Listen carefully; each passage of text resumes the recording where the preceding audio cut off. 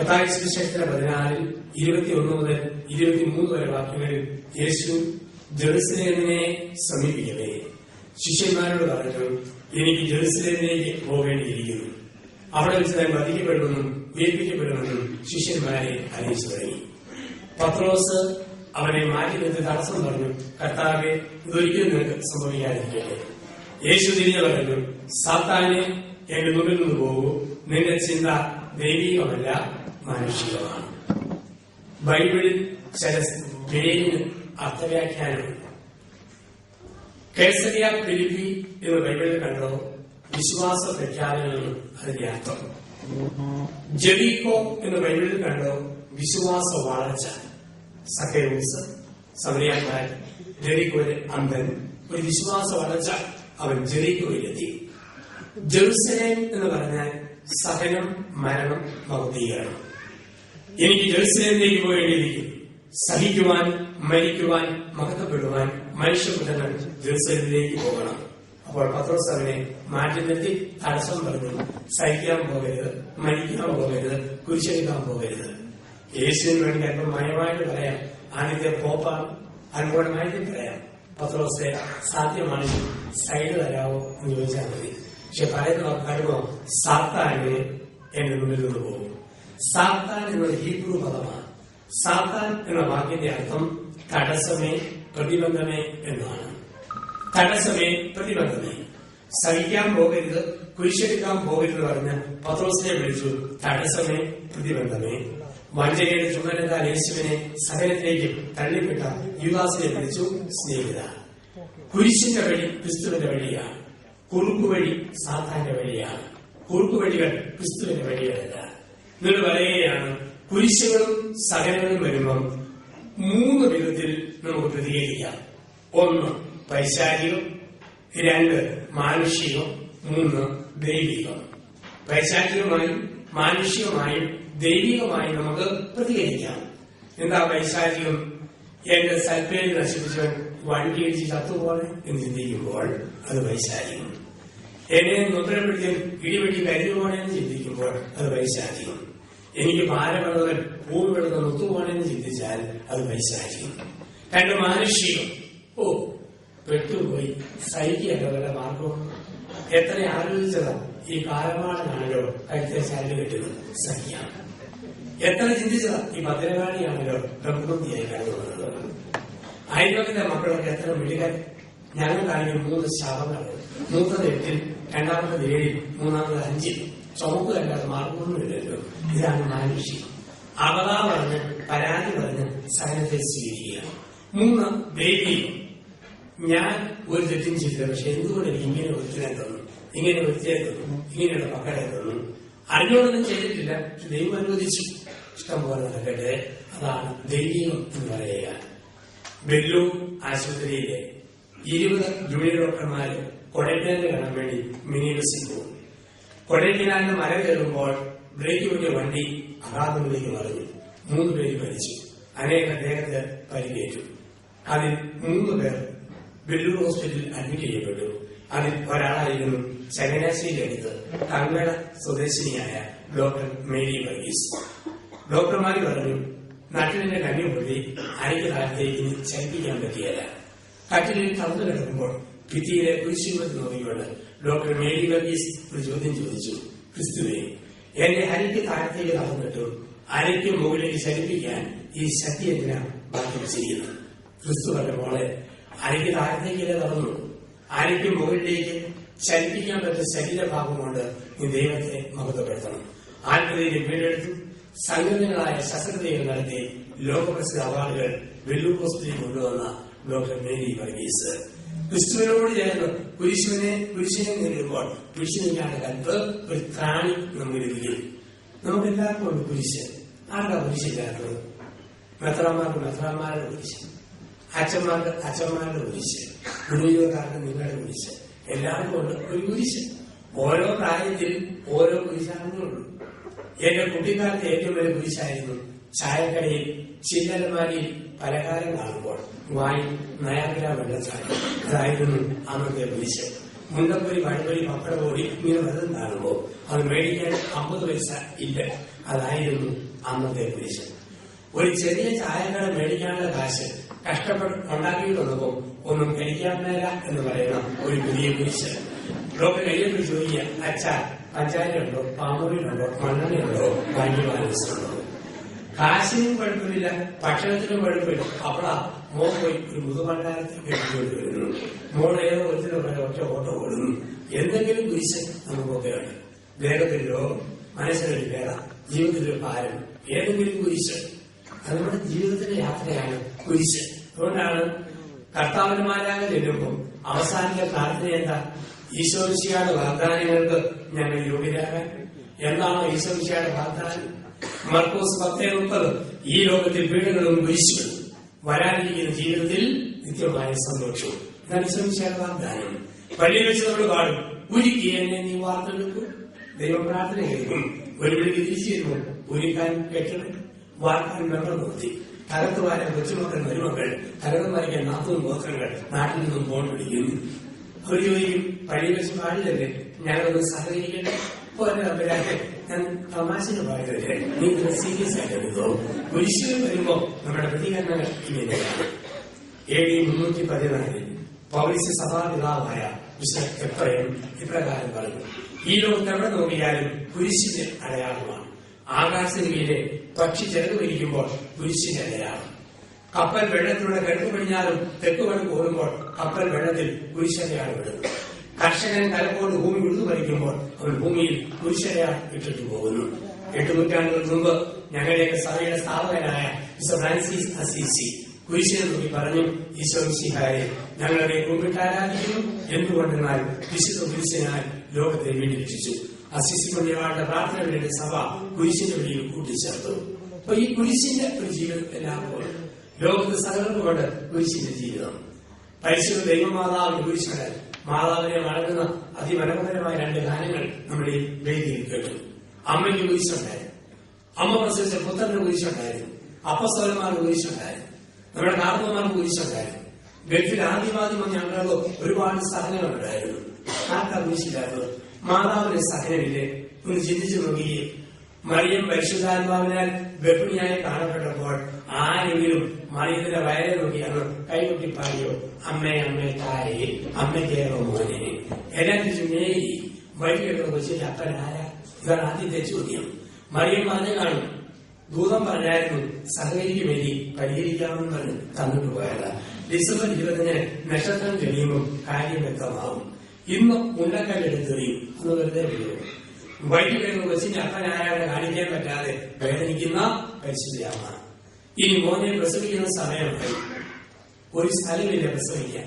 ലോകത്ത് ഏതോ ഒരു സ്ത്രീക്കും പ്രസവ സമയം വരുമ്പോൾ എല്ലാവരും സംവിധാനം ചെയ്തു കൊടുക്കും.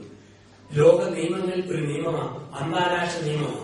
വിമാനത്തിൽ ഒരു സ്ത്രീ പ്രസവിച്ചാൽ അവർക്ക് ആ വിമാനത്തിൽ കാലാകാലം ടിക്കറ്റ് ഫ്രീയാണ്. ഉണ്ടാകുന്ന കുഞ്ഞിന് 21ാം വയസ്സിൽ ജോലി ഉറപ്പാണ്. എന്റെ അപ്പന്റെ പേരുടെ മകൾ പ്രസവിച്ച് എമിറേറ്റ്സ് ട്രെയിനിനകത്ത് വെച്ചാണ്. അവർക്ക് ഇന്നും ടിക്കറ്റ് ഫ്രീയാണ്. ഉണ്ടായ കുഞ്ഞിന് 21ാം വയസ്സിൽ ദുബായ് കൊച്ചിനുള്ളിൽ എയർഹോസ്റ്റസ് ആണ്. അപ്പം രാജ്യത്തിന്റെ നിയമമാണ്.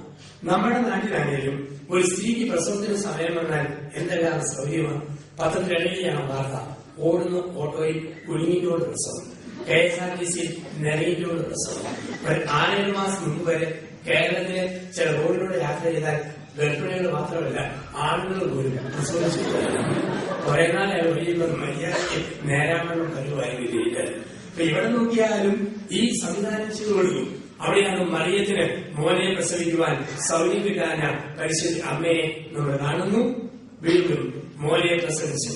അത് കഴിഞ്ഞ് ഹെറോദസ് കൊല്ലുമെന്നോർത്ത് മോനെയും കൊണ്ട് 430 കിലോമീറ്റർ ഈജിപ്തിലെ കെയ്റോയിലേക്ക് എരുസലേമിലെത്തും 3 മാസക്കാലം കഴുതയോടുത്ത് യാത്ര ചെയ്യുന്ന പരിശുദ്ധയമ്മ. വീണ്ടും തിരിച്ചു വന്നപ്പോൾ ഹെറോദസിന്റെ പിന്നാലക്കാരെ കൊല്ലുമെന്ന് മേടിച്ച് നസ്രത്തിൽ ചെന്ന് ഒളിച്ചു പാർക്കുന്നു. അങ്ങനെ യേശുവിന് നസ്രായൻ എന്ന് പേര് വീഴുന്നു. കുരിശിൽ അത് കുറിച്ചു വെച്ചു, നസ്രായ യേശു യൂതന്മാരുടെ രാജാവ്. പണ്ട് നമ്മുടെയൊക്കെ പൂർവികര് പെസഹായിക്ക് അപ്പം പെടുവാൻ തീരുമാനിച്ചു. അവരോർത്തു പെസഹായുടെ അപ്പത്തിന് കിണ്ണത്തപ്പം, ഓമനയപ്പം, വട്ടയപ്പം, പാലപ്പം എന്ന് കിട്ടാൻ അത് ശരിയല്ല. ഒരു സഹനത്തിന്റെ പേര് വേണം. ഇപ്പൊ പെസഹായിക്ക് അപ്പം പിടുങ്ങിയപ്പോൾ നമ്മുടെ പൂർവികർ കുരിശിലേക്ക് നോക്കി. കുരിശിലെ 4 അക്ഷരങ്ങൾ അവർ പെരുകിയെടുത്തു, അയ്യൻ ആറയും. ആ പേരിട്ടു പെസഹായുടെ അപ്പത്തിന് ഇന്ദ്രിയപ്പം എന്ന പേരിൽ ഒരപ്പം നിലവിൽ വരുന്നു. അപ്പൊ സഹിക്കുന്ന ഒരു അമ്മയെ നമ്മൾ കാണും, സഹിക്കുന്ന അമ്മയുടെ പ്രിയപ്പെട്ട പുത്രനെ നമ്മൾ കാണുന്നു. ഇതെല്ലാം കഴിഞ്ഞു ദേവാലയത്തിൽ പൈതലായ യേശുവിനെ കാഴ്ചവെക്കുന്ന സമയം ജ്ഞാനവൃത്തനായ യേശുവിനെ പീഡകളുടെ കൺപോളുകളുമായി ദേവാലയത്തിൽ വന്നു. പൈതലായ യേശുവിനെ കയ്യിലെടുത്ത് ശിമയോൻ ഒരു താരാട്ട് പാടി. ബൈബിളിൽ ആദ്യമായിട്ട് താരാട്ട് പാടിയത് ശിമയോനാണ്. എന്താണ് താരാട്ട്? രാരാരോ രാജിരാരോ. നമ്മളൊന്നും കേൾക്കാൻ രസമുള്ള അല്ലവി വല്ലവി ഈരടി അമ്മയുടെ നിലപാട് അല്ല. ഓരോ അമ്മയും കുഞ്ഞിനെ തൊട്ടിയിൽ ആടിക്കൊണ്ട് ദൈവത്തിന് മുഖത്ത് നോക്കി ചോദിക്കുന്ന ചോദ്യമാണ് താരാട്ട്. എന്നാണ് ചോദ്യം? എന്റെ ദൈവമായ കർത്താവേ, തൊട്ടിക്കിടക്കുന്ന ഈ സാധനം ആരാരും ഒരു ശിവരസനാണോ, വീരപ്പനാണോ, ഒസാമില്ലാതനാണോ, സദ്ദാം ഹുസൈനാണോ? ഇതാരാരോ? ഈ കണ്ടത് അൽഫോൻസ അമ്മയാണോ, ചാവര അച്ഛനാണോ, മദർ തെരേസയാണോ? ഇതാരാരോ? ഒരു പിടിയില്ല. ശിമയോൻ പറഞ്ഞു, അനേക വീഴ്ചയും താഴ്ചയുമായി വെക്കപ്പെട്ട എതിർപ്പിന്റെ അടയാളമാണ്. സ്ത്രീയെ നിരഹൃദയത്തിലൂടെ ഒരു വാൾ കടന്നുപോകും. നിരഹൃദയത്തിലൂടെ ഒരു വാൾ കടന്നുപോകും. എന്താണ് ഈ വാൾ? ഇടവകയിലെ യുവജനങ്ങളുടെ ബൈബിൾ വായനയുടെ മത്സരം. ബൈബിൾ തുറക്കുമ്പോൾ കിട്ടുന്നത് വായിക്കണമെന്നാണ് നിയമം. 20 വയസ്സുള്ള യുവാവ് ബൈബിൾ കയ്യിലോട്ടെടുത്തു. അവൻ തുറന്നപ്പോ കണ്ടത് ഈ ഭാഗമാണ്. ഹൃദയത്തിലൂടെ ഒരു വാൾ കടന്നുപോകും. പെട്ടെന്ന് നോക്കുമ്പോൾ അവൻ ഇഷ്ടപ്പെട്ട യുവതി ആനവാദിന്റെ അതിന്റെ അകത്തേക്ക് കയറിയിരുന്നു. ബൈബിളെ നോക്കി, അവളെ നോക്കി, ഒന്നുകൂടെ നോക്കി, വീണ്ടും നോക്കി. അവൻ വായിച്ചത് ഇങ്ങനെ: ഹൃദയത്തിലൂടെ ഒരുവൾ കടന്നുപോകും. എന്തായിരുന്നു ഈ വാൾ? ഈ വാൾ ശിവയോനിൽ ഒരു നിർവചനമായിരുന്നു. ഈ വാൾ പെറ്റതലയായ മറിയം ജീവിച്ചിരിക്കെ തന്നെ മകന്റെ ദാരുണമായ മരണം അമ്മ കാണേണ്ടി വരും എന്നുള്ള മുന്നറിയിപ്പായിരുന്നു നെഞ്ചിൽ വഹിച്ച വാൾ. 33 വർഷക്കാലം മറിയം നെഞ്ചിൽ വഹിച്ച വാളിലായിരുന്നു. ഞാൻ ജീവിച്ചിരിക്കെ എന്റെ മകന്റെ ദാരുണമായ മരണം ഈ അമ്മ കാണേണ്ടി വരും. അതായിരുന്നു മറിയം നെഞ്ചിൽ വഹിച്ച വാൾ. തന്നെയുമല്ല, കുഞ്ഞുങ്ങളെ പ്രസവിക്കുന്ന ഓരോ അമ്മയ്ക്കും തമ്പുരാന്റെ താക്കീതാണ് ഇത്. ഗർഭം ധരിക്കുന്ന ഒരു സ്ത്രീക്ക് ദൈവം കൊടുക്കുന്ന സൂചനയാണ്. ഒരു കുഞ്ഞിനെ അമ്മ ഉദരത്തിൽ വഹിച്ചോ, ഗർഭിണിയാകുന്ന അന്ന് മുതൽ ആ കുഞ്ഞിനെ പ്രതി നെഞ്ചിൽ അമ്മ ഒരു വാൾ വഹിക്കും. അപ്പനാ വാളില്ല. ഉദാഹരണത്തിന്, സ്കൂളിൽ പോയ കുഞ്ഞ് സമയത്ത് വന്നില്ലെങ്കിൽ അമ്മയുടെ നെഞ്ചിൽ ഒരു ഇടിവാൾ. പിള്ളേരെ കൊണ്ടുപോയതാണ്, വഴിതെറ്റി പോയതാണ്, എന്റെ കൊച്ചവിടെ പോയി. അപ്പം പറയും, ഇങ്ങോട്ട് വരും, ഇടപ്പാനായി. അപ്പനും വാളില്ല, അമ്മയുടെ നെഞ്ചിലാണ് വാൾ. പെൺകുട്ടി യുവത്വത്തിൽ കടവും അമ്മയുടെ നെഞ്ചിൽ വാൾ.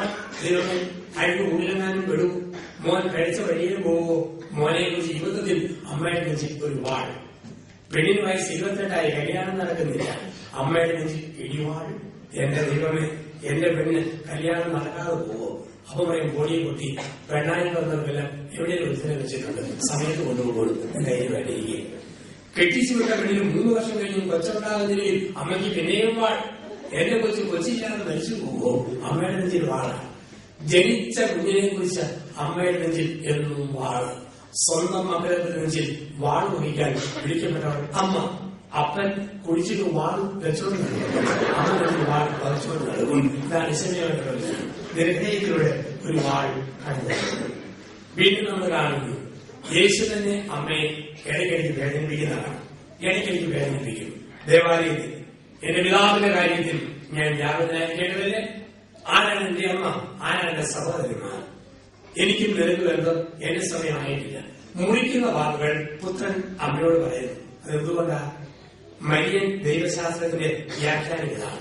യേശുവിനറിയാം, 33-ാമത്തെ വയസ്സിൽ എന്റെ അമ്മ എന്നിൽ നിന്നും മുറിച്ചു മാറ്റപ്പെടുമ്പോൾ എന്റെ അമ്മ ഒത്തിരി വേദനിക്കും. ആ വേദന സഹിക്കുവാൻ കുഞ്ഞു കുഞ്ഞു വേദനകളിലൂടെ മുറിച്ചു മാറ്റലിലൂടെ പുത്രൻ അമ്മയെ പഠിപ്പിക്കുകയായിരുന്നു. അപ്പൊ സഹിക്കുന്ന ഒരമ്മയെ നമ്മൾ കണ്ടെത്തുന്നു.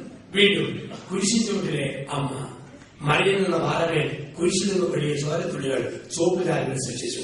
ആ പാറയിൽ നിന്ന് മറിയം കുരിശിലേക്ക് നോക്കി 33 വർഷം നിന്നും നസത്തിൽ ആവർത്തിച്ചു, ഇതാ കർത്താവിന്റെ ദാസി, നിന്റെ ഇഷ്ടം പോലെ എന്നിലും എന്റെ പ്രിയമകനിലും നിറവേറട്ടെ. സഹിക്കുന്ന അമ്മ.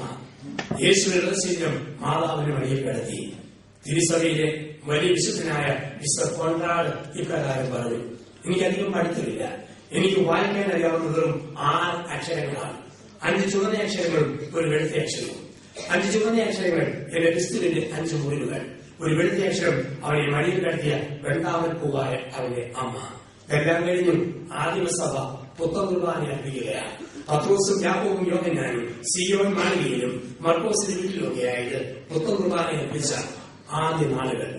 അവിടെ സമൂഹത്തിന് മുമ്പിൽ നരബാധിച്ച മുടിയും വിതുകുന്ന ചുണ്ടും പിഴകിയ ദൈവമായി ഒരു സ്ത്രീ ആ കുർബാനയിൽ പങ്കെടുത്തു. ആരും മറ്റാരുമല്ല, യേശുവിന്റെ അമ്മയായ മറിയം. ഈ അമ്മ കുർബാനയിൽ പങ്കെടുത്തപ്പോൾ എന്തായിരുന്നു അമ്മയുടെ ഓർമ്മ? എന്റെ മടിയിൽ കിടന്ന ശരീരം പത്രോസിന്റെ കരങ്ങളിൽ, എന്റെ ഗർഭപാത്രത്തിൽ വളർന്ന ശരീരം യാക്കോബിന്റെ കരങ്ങളിൽ, എന്റെ മുലപ്പാൽ കുടിച്ചു വന്ന ശരീരം യാക്കോബിന്റെ കരങ്ങളിൽ. ഇതായിരുന്നു അമ്മയുടെ സഹനം ജീവിതത്തില്. അപ്പം ഈ അമ്മ സഹിച്ച അമ്മയാണ്. അമ്മ സഹിച്ചെങ്കിൽ പുത്രനും വലിയ സഹനം. ക്രിസ്തുവിന്റെ ജീവിതത്തിൽ എത്രയോ വലിയ സഹനമായിരുന്നു. കുരുവിക്ക് പോലും കൂടുള്ള ഭൂമിയിൽ പിറക്കാൻ ഇടപെട്ടാനിവൻ. ചരിത്രത്തിലെ ആദ്യത്തെ ക്രിസ്മസ് രാത്രി 3 കഥാപാത്രങ്ങൾ ബേത്ലഹേം നഗരത്തിന്റെ ഹൃദയഭാഗത്തിലൂടെ നടന്നു നീങ്ങും. 1 അരവേറുള്ള കഴുത, 2 നിറവേറുള്ള മറിയം, 3 മിസ്റ്റർ യോസേഫ്.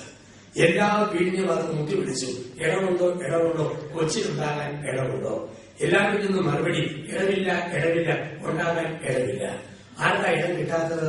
എല്ലാം ഏകഭാവിനാൽ ഉണ്ടാകട്ടെ എന്ന് പറഞ്ഞവന് ഉണ്ടാകാൻ ഇടം കിട്ടാൻ രാത്രി, ക്രിസ്മസ് രാത്രി ഒരു പശുക്കൂടിൽ മറിയം പുത്രനെ പ്രസവിക്കുന്നു.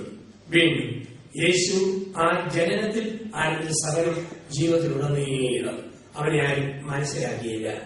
അല്പം വീഞ്ഞു കുടിച്ചപ്പോൾ പറഞ്ഞു ലഹരിപ്രിയൻ, ഭക്ഷണം കഴിച്ചപ്പോൾ പറഞ്ഞു തീറ്റപ്രിയൻ, വേശ്യയോട് വർത്താനം പറഞ്ഞു വേശ്യയുടെ കൂട്ടുകാരൻ. ആർക്കും അവനെ മനസ്സിലാക്കാൻ പറ്റിയില്ല. ആ യേശുവിന്റെ വലിയ മഹനം. അപ്പോൾ യേശു ഇടയ്ക്കിലേക്ക് ചോദിക്കും, ഞാൻ ആരാണെന്നാ നിങ്ങൾ പറയുന്നത്? എന്നെ പിടികിട്ടിയോ എന്നറിയാൻ വേണ്ടിയുള്ള ക്രിസ്തുവിന്റെ ചോദ്യമാണ്. ഞാൻ ആരാണെന്നാ നിങ്ങൾ പറയുന്നത്? ഏറ്റവും വലിയ നമ്പരം ആരും അവനെ മനസ്സിലാക്കിയില്ല. കുവൈറ്റിൽ ഇന്ന് ഇവിടെ ആയിരിക്കുന്ന നിങ്ങൾക്കും നമുക്കൊക്കെ അറിയാം, നമ്മുടെ ഏറ്റവും വലിയ നമ്പരം നമ്മളെ ആരും മനസ്സിലാക്കാനുള്ളതാണ്. തെറ്റുപറ്റിയ ഭർത്താവ് ഭാര്യയോട് പറയാ, എടി ക്ഷമിക്കണം, മാപ്പാക്കണം. അവള് പറയാ, പോടോ കള്ളക്കണ്ണിയിൽ ഒലിപ്പിക്കാതെ. ഭാര്യ, ചേട്ടൻ പൊറുക്കണം, പോടി മുതലക്കണ്ണിയിൽ ഒഴിക്കാതെ. നമ്മളെ ആരും മനസ്സിലാക്കിയില്ലെങ്കിൽ അതെന്തൊരു നൊമ്പരവാ. ഏറ്റവും വലിയ നൊമ്പരം അതാണ്.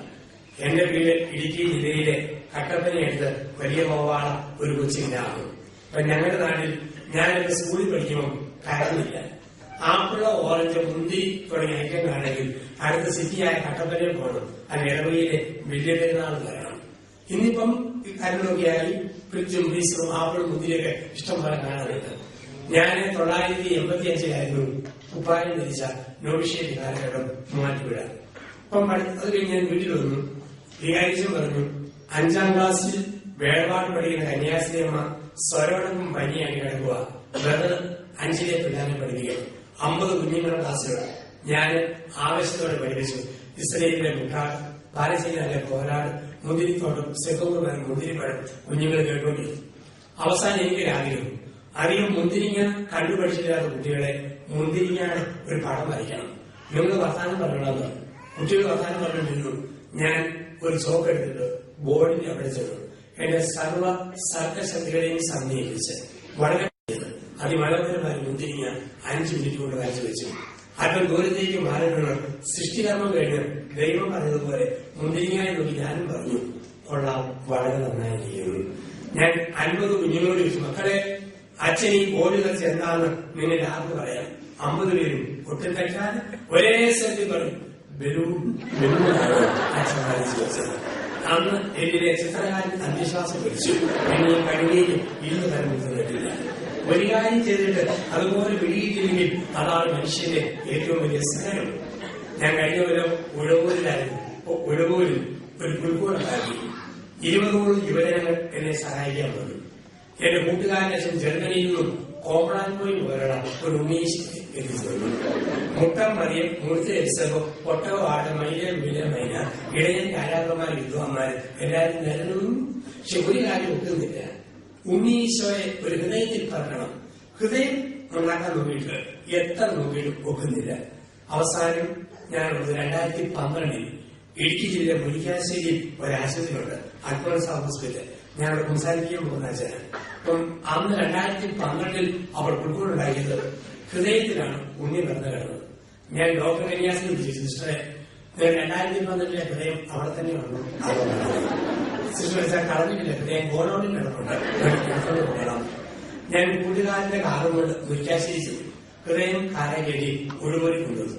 ഈ വളവും കുളവും കാരണം ഹൃദയം ഏകോളിച്ച് കിളിച്ചുതമ്മാരുടെ അറ്റം ഓടിച്ചു. 24 രാവിലെ എല്ലാം പൂർത്തിയാക്കി. രാജാവ്, ഇടയന്മാര്, വിദ്വാന്മാര്, യോസേഫ്, മറിയം, കഴുത, കാള എല്ലാം തയ്യാറ്. പക്ഷെ ഹൃദയത്തിന് ഷേപ്പില്ലല്ലോ.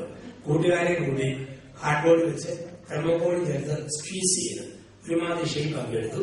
ചോരയൊക്കെ ചുവന്ന മീനും പൂശി ഒരൊത്ത ഹൃദയം. ആ നൂൽക്കമ്പിയെ തൂക്കിയിട്ടു. മറിയത്തിന്റെ നടുക്ക് നൂൽക്കമ്പി ഹൃദയം തൂങ്ങിക്കിടക്കും. രാത്രി 12 പിറവി തുണിയെ വെച്ചാൽ മതിയല്ലോ. അത് കഴിഞ്ഞു ഞങ്ങൾ ഫ്രീ ആയി. 4 മണി വികാരീച്ചൻ ആശ്രമത്തിലെ പുൽക്കൂട് വലുതാണെന്ന് കേട്ടോണ്ട് അത് കാണാൻ വേണ്ടി വന്നു. അച്ഛനിങ്ങനെ വന്നിട്ട് പുൽക്കൂടൊക്കെ കണ്ടു. ആശ്രമത്തിൽ വന്നിരുന്ന ഞങ്ങള് ഒരുമിച്ച് ഓറഞ്ച് പൊളിച്ചു കൊടുത്തു. നനയാണെന്ന് വിളിച്ചു. അപ്പൊ ഹൃദയഭേദമായ ചോദ്യം അച്ഛനോട് ചോദിച്ചു. ഞാൻ ആകെപ്പാടെ പാപമായ ചോദ്യം. അച്ഛൻ ചോദിക്കുക, ജോസഫ് അച്ഛാ, ഈ വർഷം ഉണ്ണീശോ കശുമാങ്ങയുടെ അകത്താണ് എന്ത് കഷ്ടപ്പെട്ട ഹൃദയം ഉണ്ടാക്കിയിരുന്നു. ഏറ്റവും വലിയ നമ്പരം ഒരു കാര്യം ചെയ്തിട്ട് അതുപോലെ മനസ്സിലാക്കിയില്ലെങ്കിൽ അതാണ് ഏറ്റവും വലിയ നമ്പരം. ഇതായിരുന്നു ക്രിസ്തുവിന്റെ നമ്പരം. അവന്റെ ജീവിതത്തിന്റെ അവസാനം യേശു 3 മരണാനുഭവങ്ങളിലൂടെ കടന്നുപോയി. 1, ആത്മീയ മരണം. ദൈവം പോലും മറന്നു എന്ന് തോന്നിയ ആത്മീയ മരണം. 2, മാനസിക മരണം. അവൻ രക്തം ചേർത്തു. 3, ശാരീരിക മരണം. അവൻ പ്രാണനെ വെടിഞ്ഞു. യേശുവിന്റെ ജീവിതത്തിൽ സഹനം, മാതാവിന്റെ സഹനമുണ്ട്, യേശുവിന്റെ സഹനമുണ്ട്. എങ്കിൽ വീണ്ടും നമ്മൾ കാണുന്നു ഈ ഒരു വലിയ സഹനം നമ്മൾ കണ്ടെത്തുന്നു. അപ്പസ്തലന്മാര്, രക്തസാക്ഷികളായി മരിച്ചത്. യേശുവിന്റെയും മാതാവിന്റെയൊക്കെ സഹനം കഴിഞ്ഞാൽ ഏറ്റവും വലിയ സഹനം ഞാൻ കണ്ടിട്ടുള്ളത് എന്റെ അപ്പന്റെയും അമ്മയുടെയും ജീവിതത്തിലാണ്. വർഷങ്ങൾക്ക് മുമ്പ് കോട്ടയം ജില്ലയിലെ കാഞ്ഞിരപ്പള്ളിയിൽ നിന്ന് അപ്പനും അമ്മയും 16 വയസ്സുള്ള മൂത്ത മകനും 11 വയസ്സുള്ള രണ്ടാമത്തെ മകനും 9 വയസ്സുള്ള മൂന്നാമത്തെ മകനും 5 വയസ്സുള്ള 4ാമത്തെ മകനും ഒരുമിച്ച് യാത്രയായി ഹൈറേഞ്ചിലെ കട്ടപ്പനയെടുത്ത് വലിയ റോവാള ഒരു കുടിയേറ്റ പ്രദേശം. കൃഷികൾ പച്ചപിടിച്ച് സ്വപ്നങ്ങൾ മുട്ടിട്ടു. 2 വർഷം കഴിഞ്ഞപ്പോൾ ചെറുപ്പക്കാർക്ക് ഒരു രോഗം, ശ്വാസകോശത്തിൽ വെള്ളം കെട്ടുക, കരട് ദ്രവിക്കുക. ആദ്യം 16 വയസ്സുള്ള മോൾക്ക് മാരകമായ രോഗം ഒരു ജനുവരി. 2 മാസം കഴിഞ്ഞ് 11 വയസ്സുള്ള ആൾക്ക്, ഒട്ടും താമസിയാതെ 9 വയസ്സുള്ള ആൾക്ക്. 10 മാസങ്ങൾക്കിടയിൽ ഒരു ജനുവരിക്കും ഒക്ടോബറിനും ഇടയിൽ 16, 11, 9 വയസ്സുള്ള 3 മക്കളും മരിച്ചുപോയി. അമ്മ അതോടെ രോഗിയായി, അപ്പനും ക്ഷീണമായി. എന്നെ 5 വയസ്സിന് മാത്രം മൂത്ത എന്റെ ജ്യേഷ്ഠൻ മാത്രം അവശേഷിച്ചു. അമ്മയുടെ 40 വയസ്സാകുമ്പോഴായിരുന്നു എന്റെയൊക്കെ ജന്മം. അപ്പം ഞാൻ സെമിനാരിൽ പഠിക്കുന്ന സമയത്ത് തന്നെ പ്രസംഗങ്ങൾക്ക് പോകുമായിരുന്നു. ജ്യേഷ്ഠൻ അമ്മയും അപ്പനെയും കൂടിയോട് പ്രസംഗം കേൾപ്പിക്കാൻ കൊണ്ടുവരും. ആൾക്കാർ കയ്യിൽ പിടിച്ച് എന്തെങ്കിലും നല്ലത് പറയുമ്പോൾ അമ്മ പറയും, മോനെ അധികം ഞെളിഞ്ഞേക്കരുത്. 3 മാലാഖ പിള്ളേരെ മുമ്പേ പറന്നു പോയതുകൊണ്ട് മോൻ ഇങ്ങനെയൊക്കെ പ്രസംഗിക്കാൻ പറ്റില്ല. മോൻ അച്ഛനായി കാണാൻ വേണ്ടി മാത്രം ഞാൻ ജീവിക്കുക. മോൻ അച്ഛനായി അധികം പേരുദോഷം കേൾപ്പിക്കുന്നതിന് മുമ്പ് ഞാൻ മരിച്ചാൽ മതിയായിരുന്നു. അമ്മ പറയുമായിരുന്നു വാക്ക്. എന്റെ പൗരോഹിത്യ സ്വീകരണം കഴിഞ്ഞാൽ 2 വർഷം കഴിഞ്ഞായിരുന്നു അമ്മയുടെ മരണം. അപ്പം മരിച്ചിട്ടിപ്പം 3 വർഷമാകുന്നു. അപ്പൊ അപ്പന്റെ അമ്മയുടെ ജീവിതം തിരിഞ്ഞു നോക്കുമ്പോൾ എനിക്ക് വലിയ ഉറപ്പുണ്ട്. രാത്രി എത്ര നീണ്ടതാണെങ്കിലും അവസാനം ഒരു പ്രഭാതമുണ്ട്. യാത്ര എത്ര നീണ്ടതാണെങ്കിലും അവസാനം ഒരു ലക്ഷ്യമുണ്ട്. സഹനം എത്ര വലുതാണെങ്കിലും സഹനത്തിന് ദൈവം ഒരുക്കിയ ഒരു സമ്മാനമുണ്ട്. തമ്പുരാൻ ഒരു സ്വഭാവമുണ്ട്. ഒന്നിൽ മറുവശം ഒളിച്ചു വെക്കുന്നവനാണ് ദൈവം. ഒന്നിൽ മറുവശം ഒളിച്ചു വെക്കും. ഉദാഹരണം, അനങ്ങാത്ത ഒരു മുട്ടയ്ക്കകത്ത് ആടുന്ന ഒരു മയിലിനെ ദൈവം ഒളിപ്പിച്ചിട്ടുണ്ട്. ഉണക്ക വിത്തിൽ ഒരു പച്ചമരത്തെ ഒളിപ്പിച്ചിട്ടുണ്ട്. കളിമണ്ണിൽ ഒരു മൺകലത്തെ ഒളിപ്പിച്ചിട്ടുണ്ട്. സഹനത്തിൽ ഒരു കിരീടം ദൈവം ഒളിപ്പിച്ചിട്ടുണ്ട്. സഹനത്തിനരികിൽ ഈ ചിന്തകളും ഈ ബോധ്യങ്ങളുമാണ് നമ്മളെ പിടിച്ചു നടത്തേണ്ടത്. കുരിശില്ലാത്ത ജീവിതത്തിൽ സഹനമുണ്ട്, അത് ദൈവം ഒരുക്കുന്ന ഒരു സമ്മാനമുണ്ട്. പദ്ധതി പലപ്പോഴും നമ്മൾ പരസ്യം കാണും. ഞായറാഴ്ചകളിൽ വിവാഹത്തിന്റെ പരസ്യമാണ്. എന്താണ്? മസ്കറ്റിൽ ബിസ്ക്കറ്റ് ഉണ്ടാക്കാൻ പോയ മതിയെക്കുട്ടിക്ക് അനുയോജ്യനായ മകനെ ആവശ്യമുണ്ട്. പൊക്കം, വണ്ണം, മുടിയുടെ നിറം, ശമ്പളമൊക്കെ എഴുതി വെച്ചിരിക്കുന്നു. മസ്കറ്റിൽ പോകാനും ബിസ്ക്കറ്റ് ഉണ്ടാക്കാനും സാധ്യതയുള്ളത് മുൻഗണന. ഇന്ന് നമ്മുടെ ഈ നോമ്പുകാല ധ്യാനത്തിൽ ഇന്ന് തമ്പുരാൻ പറയുന്നു, എനിക്ക് ശിഷ്യന്മാരെ ആവശ്യമുണ്ട്. പൊക്കം, എന്തൊക്കെ പൊക്കം വേണം? ലൂക്കാ 19:1-10 വരെ വാക്യം. ഇതാണ് ശിഷ്യത്തിന്റെ പൊക്കം. ക്രിസ്തുവിനെ എത്തി നോക്കാനുള്ള മനസ്സ്. സക്കേവൂസിനെ പോലെ സക്കേവൂസ് മരത്തിലിരുന്ന് ക്രിസ്തുവിനെ എത്തി നോക്കി. ഇതുപോലെ 3 സ്ഥലങ്ങളിൽ ക്രിസ്തുവിനെ എത്തി നോക്കണം. 1 വിശുദ്ധ കുരിശിൽ, 2 വിശുദ്ധ കുർബാനയിൽ, 3 വിശുദ്ധ ബൈബിളിൽ അവരെ എത്തി നോക്കാനുള്ള മനസ്സ്. ശിഷ്യത്തിന്റെ പൊക്കം. എന്തേലും വണ്ണം വേണം? ലൂക്കാ 13:24 ഇടുങ്ങിയ വാതിലിലൂടെ കണ്ണുവന്നക വണ്ണം വേണം. ആരോഗ്യം മത്തായി 16:24 അനുദിനം നിന്റെ കുരിശുമെടുത്ത് എന്റെ പിന്നാലെ വരാനുള്ള ആരോഗ്യം. ബോധ്യം ഫിലിപ്പിയർ 4:13 എന്നെ ശക്തനാകുന്ന ക്രിസ്തുവിൽ എനിക്കെല്ലാം സാധ്യമാണ്. സമ്മാനം മർക്കോസ് 10:30 ഈ ലോകത്തെ പീഡകളും കുരിശുകളും വരാനിരിക്കുന്ന ജീവിതത്തിൽ നിത്യമായ സന്തോഷവും. തൂക്കം, ബൈബിൾ തൂക്കം പറഞ്ഞിട്ടില്ല. തൂക്കം നമ്മൾ കണ്ടെത്തണം. കുരിശിന്റെ ഒരു വശത്ത് യേശു തൂങ്ങിക്കിടക്കുമ്പോൾ കാര്യമായ മറുപുറത്ത് കയറി അവനോടൊപ്പം തൂങ്ങിക്കിടക്കുമ്പോൾ പറഞ്ഞത് ആരോട് വീഴരുത്, അത്രയും തൂക്കം വേണം. ഇതാണ് ക്രിസ്തു ശിഷ്യത്വം. അംബാനിയുടെ വീട്ടിൽ ഒരു പെണ്ണിനെ കെട്ടിച്ചു വിട്ടാൽ അവരുടെ ഷെയർ അംബാനിയുടെ കോടികളിൽ ഒരു ഓഹരിയാണ്. ക്രിസ്തുവിന് വേണ്ടി ജീവിതം കൊടുത്തവരുടെ ഷെയർ അവരുടെ കുരിശിന്റെ ഒരു ഓഹരിയാണ്. നമ്മൾ ഇന്ന് ഓർക്കുക, ഗുരുവിനേക്കാൾ വലിയ ശിഷ്യനില്ല, യജമാനേക്കാൾ വലിയ പൃഥ്വിനില്ല. ഇന്ന് ലോകം പഠിപ്പിക്കുന്ന പാഠം എവിടെ വന്നാലും നേട്ടമാണ്. എറണാകുളം ടൗണിൽ ബ്രോഡ്വേയിൽ 2 വശങ്ങൾ ഓരോ ഹോട്ടൽ. ഒരു വശത്ത് ശാരദ ഹോട്ടൽ, മറുവശത്ത് ബ്രീസ് ഹോട്ടൽ. ശാരദ ഹോട്ടലിൽ കയറി ഭക്ഷണം കഴിച്ചിട്ട് കാശില്ലെങ്കിൽ CITയുടെ മാർക്സിസ്റ്റ് പാർട്ടിയുടെ ചുമന്ന കാർഡ് കൊടുത്താൽ ഭക്ഷണം ഫ്രീ, പാർട്ടി പണം അടയ്ക്കും. ഇപ്പോഴത്തെ ബ്രീസ് ഹോട്ടലിൽ കയറി ഭക്ഷണം കഴിച്ചിട്ട് പണമില്ലേ INTCയുടെ കോൺഗ്രസിന്റെ കാർഡ് കൊടുത്താൽ ഭക്ഷണം ഫ്രീ. അരി തരാം, തുണി തരാം, പണി തരാം. രാഷ്ട്രീയക്കാർ വാഗ്ദാനം ചെയ്യും. ഭരണകക്ഷിയിൽ നിന്നും ആരെങ്കിലും അടന്നുപോയാൽ പറയുന്ന വാക്കെന്താ? പൊടി സ്നേഹിത പോകരുത്, കൂടെ നിൽക്കാമെങ്കിൽ കൂട്ടം ചെയ്യാതിരിക്കാമെങ്കിൽ തേങ്ങാക്കൊലയുടെ ഓപ്പറേഷനെ നിർമ്മാനാക്കാം എന്ന് വാഗ്ദാനം കൊടുക്കുമ്പോൾ ഒരൊറ്റപ്പെട്ട വാക്ക് കേസരിയാക്കിയിരിക്കുകയും അവനും പോയി പത്രോസ് ചോദിച്ചു, എല്ലാം ഉപേക്ഷിച്ച് നിന്റെ പിന്നാലെ വന്നു, നീ എനിക്ക് എന്ത് തരും? ക്രിസ്തു പറഞ്ഞു, എന്റെ പിന്നാലെ വന്നാൽ നിനക്ക് ഞാൻ കുരിശ് തരാം. എന്റെ പിന്നാലെ വന്നാൽ നിനക്ക് ഞാൻ കുരിശ് തരാം. അതുകൊണ്ടാണ് അമ്മ തെരേസ്യ വിശുദ്ധ കുർബാനയ്ക്ക് ഒരുക്കുമ്പോൾ യേശുവിന്റെ കുരിശിനെ നോക്കി പറഞ്ഞു, വെറുതെയല്ല അധികം പേരൊന്നും നിന്റെ കൂടെ വരാത്തത്. ആരെല്ലാം നിന്റെ കൂടെ വരുമ്പോ വരുന്നവർക്കെല്ലാം നീ കുരിശ് കൊടുക്കും. കുരിശ് ക്രൈസ്തവന്റെ അവകാശമാണ്, നമ്മുടെ അഭിമാനം, ജീവിതത്തിന്റെ ഭാഗമാണ്. അവിടെയാണ് പറയുക, കുരിശാണ് രക്ഷ, കുരിശിനാണ് രക്ഷ, കുരിശേ നമിച്ചിരുന്നു. അപ്പൊ ഈ കുരിശിന്റെ ചിന്തകളാണ് നോമ്പുകാലത്ത് നമ്മുടെ മനസ്സുകളിൽ നമ്മൾ നിറയ്ക്കുക. നമ്മുടെയൊക്കെ ജീവിതത്തിൽ ചെറുതും വലുതുമായ കുരിശ് വരുമ്പോൾ ഓർക്കുക, ബുദ്ധി കൊണ്ടും യുക്തി കൊണ്ടും നമുക്ക് ഉത്തരവില്ലല്ലോ. അതിന്റെ വലിയ പുസ്തകമാണ് ജോബ്. പഴയ നിയമത്തിൽ പൗരസ്ത്യ ദേശത്തെ സമ്പന്നനായിരുന്നു ജോബ്. പക്ഷേ ആടുമാടുകൾ ചത്തൊടുങ്ങി, കൃഷി നശിച്ചു, മക്കളും മരിച്ചു, സ്വന്തം രംഗത്ത് വ്രണമായി. കല്ലുകൊണ്ടും കരികൊണ്ടും വ്രണങ്ങൾ ചൊറിയുന്ന ജോബിനോട് ഭാര്യയും സ്നേഹിതരും പറഞ്ഞു, എന്തോ തെറ്റ് ചെയ്തു, ദൈവത്തെ ശപിച്ചിട്ട് മരിക്കുക. അപ്പോൾ ജോബ് പറയുന്നുണ്ട്, മനഃപൂർവ്വം ഞാനൊരു തെറ്റും ചെയ്തില്ല. ജോബ് തിരിഞ്ഞും മറിഞ്ഞു ദൈവമേ, ഒരു തെറ്റും ചെയ്യാത്ത നിരപരാധിയായി എനിക്ക് എന്തിനാ ഈ സഹനം നീ തന്നത്? ദൈവം മറുപടി പറഞ്ഞില്ല. എന്തിനാ സഹനമെന്ന് ജോബ് ചോദിച്ചപ്പോൾ ദൈവം ജോബിനോട് 3 ചോദ്യങ്ങൾ തിരിച്ചു ചോദിച്ചു. ജോബേ, കാട്ടിലെ ആട് പ്രസവിക്കുന്ന എങ്ങനെയാണെന്ന് നിനക്കറിയാവോ? കഴുകൻ പറക്കുന്ന ആകാശ പാപം നിനക്കറിയാവോ? മഞ്ഞ് വീഴുന്ന പൊരുൾ നിനക്കറിയാവോ? അരി എത്രാന്ന് ചോദിച്ചപ്പോൾ പലരും 3 മറുപടി പറയുന്നത് പോലെ തിരിച്ചു ചോദ്യങ്ങളാ. അവസാനം ജോബിന് വിളിയേണ്ടി മനുഷ്യന്റെ ഉത്തരങ്ങളെക്കാൾ ഭേദം ദൈവത്തിന്റെ ചോദ്യങ്ങളാ. ആ ബോധ്യത്തിൽ ജോബ് പറഞ്ഞു, എന്തിനു വേണ്ടി നിരപരാധിയായി എനിക്ക് ഈ സഹനം ദൈവം അനുവദിച്ചു അറിഞ്ഞുകൂടാ. സ്വന്തം എനിക്കറിയാം, ഒരു കാര്യം എനിക്ക് ഉറപ്പായിട്ടറിയാം, എന്റെ സമ്പത്തിൽ സന്നിഹിതനായ ദൈവം എന്റെ സഹനത്തിനും സന്നിഹിതനാണ്. എന്റെ സമ്പത്തിൽ സന്നിഹിതനായ ദൈവം എന്റെ സഹനത്തിനും സന്നിഹിതനാണ്. എന്നിട്ട് പറഞ്ഞു, ദൈവം തന്നു, ദൈവം എടുത്തു, ദൈവത്തിന്റെ തിരുനാമത്തെ സ്തുതി. സഹനങ്ങളെ കണ്ടെത്തുന്ന രക്ഷാകരമാക്കി മാറ്റുന്ന കാഴ്ചപ്പാടുകൾ. ബുദ്ധി കൊണ്ട് യുക്തിയോട് ചിന്തിച്ചാൽ നമുക്ക് ചില കാര്യങ്ങൾക്ക് വലിയ ഉത്തരവുണ്ട്. നമ്മുടെ ഏറ്റവും വലിയ സ്വകാര്യ സ്വത്ത് നമ്മുടെ സ്വന്തം ശരീരമാണ്. ഇത്രയും അധികാരമുള്ള മറ്റെന്തെങ്കിലും മുടി ഇഷ്ടമുള്ള എഴുതി വെക്കാം, വടിച്ചു വെക്കാം, ഞാത്തിയിടാം, കൂൺ പോലെ കുക്കി വെക്കാം. എന്ത് കോമാളിത്തരം വേണേലും സ്വന്തം നേരത്തെ കാണിക്കാം. പച്ച കുത്താം, പാമ്പിനെ കുത്താം, തേളിനെ കുത്താം, കുത്തിക്കൊണ്ട് നടക്കാം.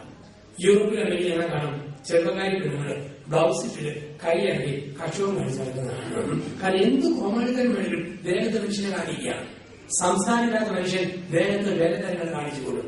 അറിവും പഠിത്തമുള്ള മനുഷ്യൻ വേലകൾ കാണിക്കുകയല്ല. മഹാത്മാഗാന്ധിക്കുണ്ട് ഭാഷൻ പരേഡ്, മദർ തെരേസയ്ക്കുണ്ട് ഓമാനി വേഷം. സ്റ്റാൻഡേർഡ് ഉള്ളവരെ അന്തസ്സോടെ നടക്കുമ്പോൾ ഈ സ്റ്റാൻഡേർഡ് ഇല്ലാത്തവർക്കും പലതും മാനസികത നടക്കും. അത് ലോകത്തിൽ കാഴ്ചക്കാരയുടെ ഒരു വലിയ വിജയമാണ്. ഇങ്ങനെ നടക്കുമ്പോഴും ഈ സ്വന്തം ദേഹത്തെ കുറിച്ച് പോലും നമുക്ക് എന്തെങ്കിലും ഉത്തരവുണ്ടോ? ഓർത്ത് നോക്കിക്കേ, ജനിച്ചപ്പോൾ ദൈവം നമുക്ക് എല്ലാ അവയവങ്ങളും തന്നു, ഒരെണ്ണം മാത്രം തന്നില്ല. കൈ തന്നു, കാല് തന്നു, വാ തന്നു, വയറ് തന്നു. പക്ഷെ ദൈവം തരാത്ത ഒരേ ഒരു അവയവം പല്ല്. ജനിച്ചപ്പോൾ പറയും പല്ലില്ല. ഏതാനും നാൾ കഴിഞ്ഞപ്പോ വെള്ളിപ്പൂ മുട്ടുപോലെ കുമ്പളങ്ങ കുരു പോലെ വായിലൊരു പല്ല് വന്നു തന്നു. 5 or 6 വയസ്സാകുമ്പോൾ കൈ വലിയല്ല, കാല് വലിയല്ല, വായിലെ പല്ല് മൂടോടെ പറഞ്ഞു പോകും. പിന്നെ വീതിയുള്ള കലകത്തില് മത്തങ്ങാട്ടൂര് പോലെ വായിക്കകത്ത് വീണ്ടും മുന്നു നടക്കും. 10 or 70 വയസ്സാകുമ്പോൾ മൊഴി തനിക്കും തൊലിക്ക് ചുളിവ് വരും, പല്ലും കൂടെ പറഞ്ഞു പോകും. ചെറിയ ആൾക്കാർ ജീവിതകാലം മുഴുവൻ മോളിക്ക് വഴുപ്പ്, പല്ലിന് പുളുപ്പ്, വെളികണ്ട കരിപ്പ്, കുരുകുഞ്ഞാൻ മരപ്പ്, വല്ലാത്ത കഷ്ടപ്പാട്. ചെറിയ എന്റെ അച്ഛ കാര്യമാണ് പ്രാർത്ഥിക്കണം, അല്ലാത്ത പല്ലുവേദന പിന്നെ ഭാഗ്യത്തിന് പല്ലായതുകൊണ്ട് കൈ വെച്ച് പ്രാർത്ഥിക്കാവും ചോദിക്കില്ല, ദൂരെ നിന്ന് പ്രാർത്ഥിക്കാവും. പലപ്പോഴും ഞാനൊരു ദൈവമേ, എന്റെ വായില് എന്റെ വിരലിലെ നഖം നീണ്ടു വരുമ്പോ നഖം വെട്ടി വെച്ച് ടിപ് ടോപ്പാണ് വെട്ടുന്നതാണ്. ഇതുപോലെ കേടും കൊത്തും പല്ലും കുടുംബമുള്ള സകലമായ പല്ലുകൾ കീഴോട്ട് നീട്ടി വെച്ചാൽ ഒരു പല്ലുവെട്ടി വെച്ച് ടിപ് ടോപ്പാണ് വെട്ടി നിർത്താം. പക്ഷെ ഇന്നുവരെ സംഭവിച്ചിട്ടില്ല. ഉത്തരവില്ലാത്ത ചോദ്യമായിട്ട് വായിലെ പല്ല് ഇന്നും അവശേഷിക്കുന്നു. കോട്ടയം മെഡിക്കൽ കോളേജിലെ ഡെന്റൽ ഡിപ്പാർട്ട്മെന്റിലെ പ്രൊഫസറോട് ഞാൻ ചോദിച്ചു, മനുഷ്യൻ ജനിക്കുമ്പോൾ പറ്റില്ല, പിന്നെ കേൾക്കുമ്പോൾ പറയുന്നു, രഹസ്യവശം വല്ലതുണ്ടോ? ഡോക്ടർ പറഞ്ഞു, പൊന്നി ജോസഫ് വെച്ച ഇതുകൊണ്ട് കൊനിഷ്ഠ ചോദ്യം എന്നോട് ചോദിച്ചാൽ പഠിക്കാൻ പറഞ്ഞാൽ പഠിക്കും, അടിക്കാൻ പറഞ്ഞാൽ അടിക്കും, വെക്കാൻ പറഞ്ഞാൽ നോക്കും. വായിലെ പല്ലിനെ കുറിച്ച് പോലും നമുക്ക് ഉത്തരവില്ല. മനുഷ്യന്റെ സഹനങ്ങൾക്ക് ഭൗതിക തലത്തിൽ നമുക്ക് ഉത്തരങ്ങൾ കണ്ടുപിടിക്കാൻ പറ്റുകയില്ല. പക്ഷെ ഒരു കാര്യം ഓർക്കണം, ഒരു പരിധിക്കപ്പുറം നേരം നമുക്ക് സഹനം തരികയില്ല. ക്രിസ്തുവിന് രക്തം തീർക്കാൻ തക്ക വിൽപ്പവർ ഉള്ളതുകൊണ്ട് അത്രയും ഉള്ളൂ. നമുക്ക് രണ്ട് ശ്വാസപ്പെടാനുള്ള പവറുള്ളൂ. അത്രയും സകലമേ ദൈവം നമുക്ക് തരുള്ളൂ. ഒരു പരിധി പിന്നെ തീർത്തും പറ്റിയെന്നറിയാം. സഹിക്കാൻ കഴിവുള്ളവർക്ക് പിന്നെയും സഹനം കൊടുക്കും. അതുപോലെ സമയത്ത് കൊച്ചു ദിവസമായിരിക്കും നമ്മുടെയൊക്കെ പഴയകാല അമ്മച്ചമാർക്ക് സഹിക്കാൻ കഴിവുള്ളവർക്ക് പിന്നെയും സഹനം. സഹിക്കാൻ കഴിയില്ലാത്തവരുടെ സഹനം യേശു മേടിച്ചിട്ട് കുരിശി തൂങ്ങിക്കിടന്ന് പറയും, ഇതിനെ ഞാൻ ഇത്രയും സ്നേഹിക്കുന്നു. ദൈവത്തിന്റെ സ്വഭാവം നമുക്ക് ഒരു പരിധി കഴിയുന്നത് ശരിയല്ല. നമ്മുടെ എറണാകുളത്ത് നിന്ന് അങ്കമാലി ഭാഗത്തേക്ക് പോകുമ്പോൾ ഏടപ്പള്ളി കഴിയുമ്പം ഇടതുവശത്ത് ഒരു ചെറിയ ഹോട്ടൽ കാണാം. ആ ഹോട്ടലിന്റെ പേരാണ് ഹോട്ടൽ അൺലിമിറ്റഡ് ഫുഡ് സർവീസ് എന്നാണ്. പരിധിയില്ലാത്ത കണക്കില്ലാത്ത ഭക്ഷണം, ഹോട്ടൽ അൺലിമിറ്റഡ് ഫുഡ് സർവീസ്. രാവിലെ 11 ഉച്ചയ്ക്ക് 3 ഇടയിലാണ് കിട്ടുന്ന ഐറ്റങ്ങൾ വെള്ളച്ചോറ്, നല്ല പച്ചമോര്, ഇഞ്ചി ചതച്ചിട്ട്, കരിവേപ്പില ചേർത്തിട്ട്, മുളക് അരിഞ്ഞിട്ട്, സവോളയും ചേർത്തിട്ട്, നല്ല ഒന്നാന്തരം മോര്, വെള്ളച്ചോറ്, വെള്ളമോര്. ആ കൂട്ടത്തിൽ കിട്ടും ചെറിയ വെള്ളയ്ക്കയുടെ മോരയുടെ വരയോ അല്പം തോരൻ, ചെറിയ അല്പം, പിന്നെ അല്പം മത്തിപ്പീര കൺമിഷി പോലെ ഇങ്ങനെ വെച്ചിരിക്കും. തൊട്ടിപ്പുറത്ത് നാരങ്ങയുടെ മാറാച്ചത് നോക്കിക്കൊണ്ട് കഴിക്കാൻ വേണ്ടി വെച്ചിരിക്കും. 25 രൂപയോ അൺലിമിറ്റഡ് ഫുഡ് സർവീസ്. കറി ഒരിക്കലും പിന്നെ കിട്ടിയില്ല, ചോറും മുഴുവൻ. ഇത് നോക്കുക, നമുക്ക് കൺവേർട്ട് ചെയ്യുക. പക്ഷെ അൺലിമിറ്റഡ് ഫുഡ് സർവീസ് ചോറ് എത്ര വേണമെങ്കിലും കിട്ടും. 5-6 കോളേജ് പിള്ളേരുണ്ട്, 7 റൗണ്ട് ചോറ് പിടിച്ചു, മോര് പിടിച്ചു, ഒരു വയറ് വിരുന്ന് വരിക. അപ്പൊ വെള്ളം നനച്ച് പൊന്നു മക്കളെ, നിനക്കൊക്കെ ഭയം അറിഞ്ഞില്ല, അൺലിമിറ്റഡ് അല്ലേ, ഇനിയും പോരാടുന്നു. അപ്പൊ വെളുക്കുന്ന സപ്ലൈ പറയുക, പൊന്നു മക്കളെ അൺലിമിറ്റഡ് ഇല്ലടാ, ഒരു ലിമിറ്റഡ്. എത്രയായാലും ജീവിതത്തിൽ ഏത് സഹനത്തിലും അവസാനം ഒരു പരിധിയുണ്ട്, അതിനപ്പുറം കൊണ്ടുപോവുകയില്ല. അപ്പൊ സഹനങ്ങളെ ദൈവം നമുക്ക് തരുമ്പോൾ അതിനെ ഒരു പരിധിക്കപ്പുറത്തേക്ക് കൊണ്ടുപോകുന്നില്ല. തൃശ്ശൂരിൽ വളരെ സമ്പന്നനായ ഒരു മനുഷ്യൻ, അരിക്കച്ചവടക്കാരൻ, അദ്ദേഹത്തിന് 5 ലക്ഷം രൂപ ലിക്വിഡ് ക്യാഷ് കഴിഞ്ഞു. ഒരു സ്വർണ്ണക്കടക്കാരൻ സ്നേഹിതൻ വായ്പ ചോദിച്ചു, ആ പണം കൊടുത്തു. 3 നാൾ കഴിഞ്ഞ് വണ്ടിയമ്പലത്തിൽ സ്വർണ്ണക്കടക്കാരൻ മരിച്ചുപോയി. കൊടുത്തതിന് രേഖയില്ല. സാധാരണ കട കൂട്ടി, അരിക്കടയും കൂട്ടുകയായി. പൈസയില്ല, പിടിച്ചു ചെയ്യാനുള്ള മാർഗങ്ങളില്ല. അന്ന് ബിസിനസ് തന്നെ തകർന്നു. ഈ അരിക്കച്ചവടക്കാരന് 23, 21, 19 വയസ്സുള്ള 3 പെൺമക്കൾ. 3 വർഷക്കാലം പിടിച്ചു നിന്നു. പക്ഷെ മുമ്പോട്ട് ജീവിതം കൊണ്ടുപോകാൻ പറ്റുന്നില്ല. അവസാനം അപ്പനും അമ്മയും കൂടെ തീരുമാനിച്ചു പൊട്ടാസ്യം സൈനൈഡ് ചോറ് കലക്കി കഴിക്കുക, കഴിച്ചിട്ട് ജീവിതം ഒന്ന് അവസാനിപ്പിക്കുക. ആ തീരുമാനമായിട്ട് 2-3 മാസങ്ങൾ ഒരു ഞായറാഴ്ച തൃശൂർ പുത്തമ്പള്ളിയിൽ കുർബാനയ്ക്ക് പോകുന്നു. ഈ ഭർത്താവും ഭാര്യയും മക്കളും ഒക്കെ കൂടി ആൾക്കാരോട് ചേർന്നു. അവസാനത്തെ കുർബാന, അത് കഴിഞ്ഞ് ജീവിതം അവസാനിപ്പിക്കാനുള്ള തീരുമാനം. ആദ്യം മുതൽ ശ്രദ്ധിച്ചു എന്തെങ്കിലും ആശ്വാസത്തിന്റെ സന്ദേശം ദൈവം തരുന്നുണ്ടോ. പ്രാരംഭ പ്രാർത്ഥന, സുവിശേഷം, പ്രസംഗം, അവസാനം ഒന്നും ഒരു വ്യക്തതയുമില്ല. അവസാനം കഴിഞ്ഞ കുർബാനയുടെ പകുതിക്കാലമാകുന്ന സമയത്ത് ഒറ്റ പ്രാർത്ഥന അച്ഛൻ തിരിച്ചു പ്രാർത്ഥിച്ചു. കർത്താവായ ദൈവമേ, നിന്റെ പ്രിയപുത്രൻ ഞങ്ങളെ പഠിപ്പിച്ചതുപോലെ അവിടുത്തെ പീഡാനുഭവത്തിന്റെ സ്മരണ ഞങ്ങൾ ആചരിക്കുന്നു. കർത്താവായ ദൈവമേ, നിന്റെ പ്രിയപുത്രൻ ഞങ്ങളെ പഠിപ്പിച്ചതുപോലെ അവിടുത്തെ പീഡാനുഭവത്തിന്റെ സ്മരണ ഞങ്ങൾ ആചരിക്കുന്നു. കരണ്ടടിച്ചതുപോലെ തോന്നി. കുർബാന കഴിഞ്ഞു, പുറത്തിറങ്ങി. ഭർത്താവ് ഭാര്യയും പരസ്പരം നോക്കിക്കൊണ്ട് പറയും, പീഡാനുഭവം ആരംഭിച്ചതുള്ളൂ, കുരിശുമരണവും പുനരുത്ഥാനവും കാത്തിരിക്കുന്നു. ആത്മഹത്യയല്ല പോലെ തൊട്ടടുത്ത മണിച്ചു, ശിശേശ്വരുടെ പണം മേടിച്ചു. 5 പേര് ഒരുമിച്ച് കൊളത്തുവയിൽ ധ്യാനമന്ദിരത്തിൽ ധ്യാനിക്കാൻ പോയി. തിരിച്ചു വന്നു. ഇന്ന് കോട്ടയിൽ ജെറുസലേം ജ്ഞാനമന്ദിരത്തിലും കൊളത്തുവയിലും ഒക്കെ ആയിട്ട് ജീവിതത്തെ സാക്ഷ്യപ്പെടുത്തുന്നു, അനേകരെ സഹായിക്കുന്നു. ചെറിയ തട്ടുകട ആരംഭിച്ചു, ചെറിയ ബിസിനസ് ആരംഭിച്ചു. 3 മക്കളെയും കെട്ടിച്ചു വിട്ടു. ഇന്ന് മെച്ചപ്പെട്ട ഒരു ക്രൈസ്തവ ജീവിതത്തിലെ സാക്ഷികളായി ജീവിക്കുന്നു. ശക്തിപ്പെടുത്തിയ ഒറ്റ വചനം, കുർബാനയിലെ വചനം, അവിടുത്തെ പീഡാനുഭവത്തിന്റെ സ്മരണ ഞങ്ങൾ ആചരിക്കുന്നു. ദൈവം നമുക്ക് സകലങ്ങളും വേദനകളും തരുമ്പോൾ നമ്മളിതിനെ എങ്ങനെ നോക്കിക്കാണുമെന്ന് ഇന്ന് ഒരാത്മശോധനയിലൂടെ നമ്മൾ കടന്നുപോകുന്നു. ബൈബിൾ പറയുന്നു, ദൈവം നമുക്ക് സഹനം തരുന്നത് 5 ലക്ഷ്യങ്ങൾ വെച്ചുകൊണ്ടാണ്. ഭൂമിയിൽ സഹനങ്ങൾ 5 ലക്ഷ്യങ്ങളോടുകൂടി തരിക. 1, ഉപരി നന്മയ്ക്ക് വേണ്ടി ദൈവം നമുക്ക് സഹനം തരും. വചനം യോഹന്നാൻ 12:24. അവിടെ പറയുകയാണ്, ഗോതമ്പ് മണി നിലത്ത് വീണ് അടിയുന്നില്ലെങ്കിൽ അത് ഫലം പുറപ്പെടുകയില്ല. നിലത്ത് വീണ് അടിയാലോ 100 മേനി കൊയ്ത്തുത്സവം നമുക്കായിട്ട് തരുന്നു. കൂടുതൽ ഫലം പുറപ്പെടുവിക്കുവാൻ ദൈവം നമുക്ക് സഹനം തരുന്നു. ഇതൊരു വലിയ സത്യമാണ്. നമ്മൾ കാണുന്നു ജീവിതത്തില് കൂടുതൽ ഫലം ഒന്ന് ഉപരി നന്മയ്ക്ക് വേണ്ടി ദൈവം നമുക്ക് സഹനം തരുന്നു. ഗോതമ്പ് മണി നിലത്ത് വീണ് അടിയുമ്പോഴാണ് ഗോതമ്പ് ചെടിയെന്ന ഉപരി നന്മ. പ്രസവവേദന എന്ന സഹനം കഴിയുമ്പോഴാണ് കുഞ്ഞിന്റെ ചിരിക്കുന്ന മുഖമെന്ന ഉപരി നന്മ. പരീക്ഷയുടെ സഹനം കഴിയുമ്പോഴാണ് ഫസ്റ്റ് ക്ലാസ് എന്ന ഉപരി നന്മ. മത്സരത്തിലെ സഹനം കഴിയുമ്പോഴാണ് ഒളിമ്പിക്സ് മെഡൽ എന്നുള്ള ഉപരി നന്മ. ഒരു സഹനം കഴിയുമ്പോൾ ഒരു വലിയ നന്മ ദൈവം നമുക്കായി തരും. ചെറിയ ചെറിയ സഹനം കഴിയുമ്പോൾ ചെറിയ ചെറിയ നന്മ, വലിയ വലിയ സഹനം കഴിയുമ്പോൾ വലിയ വലിയ നന്മ. 7ാം ക്ലാസ് പാസ്സായാൽ 8ലേക്ക് കടക്കുകയുള്ളൂ. +2 പാസ്സായാൽ പഠിക്കാൻ പ്രയാസമാണ്, പരീക്ഷ കഴിയുമ്പോൾ ലഭിക്കുന്നത് പ്രൊഫഷണൽ കോഴ്സാണ്. ജീവിതത്തിൽ ചെറിയ സഹനം കഴിയുമ്പോൾ ചെറിയ നന്മ, വലിയ സഹനം കഴിയുമ്പോൾ വലിയ നന്മ ദൈവം നമുക്കായി തരുന്നു. ചെറുപ്പബന്ധമായ സഹനങ്ങൾ. ഓരോ സഹനവും വരുമ്പം നിരാശപ്പെടരുത്. അതിൽ ദൈവം ഒരു ഉപരി നന്മ നമുക്കായി കരുതി വെച്ചിരിക്കുന്നു. ഈ ഉറപ്പ് നമുക്കുണ്ടാകും. 1, ഉപരി നന്മയ്ക്ക് വേണ്ടി ദൈവം നമുക്ക് സഹനം തരും. മക്കളെ കൊണ്ട് ഒരുപാട് സഹിച്ചവർക്ക് ആ മക്കളെ കൊണ്ട് പിന്നീട് ഒരു വലിയ നന്മ ദൈവം കൊടുക്കുന്നത് കണ്ടിട്ടുണ്ട്. 2, ദൈവം നമുക്ക് സഹനം തരുന്നത് ദൈവത്തെ കാണാൻ വേണ്ടിയാണ്. ദൈവം നമുക്ക് സഹനം തരുന്നത് ദൈവത്തെ കാണാൻ വേണ്ടിയാണ്.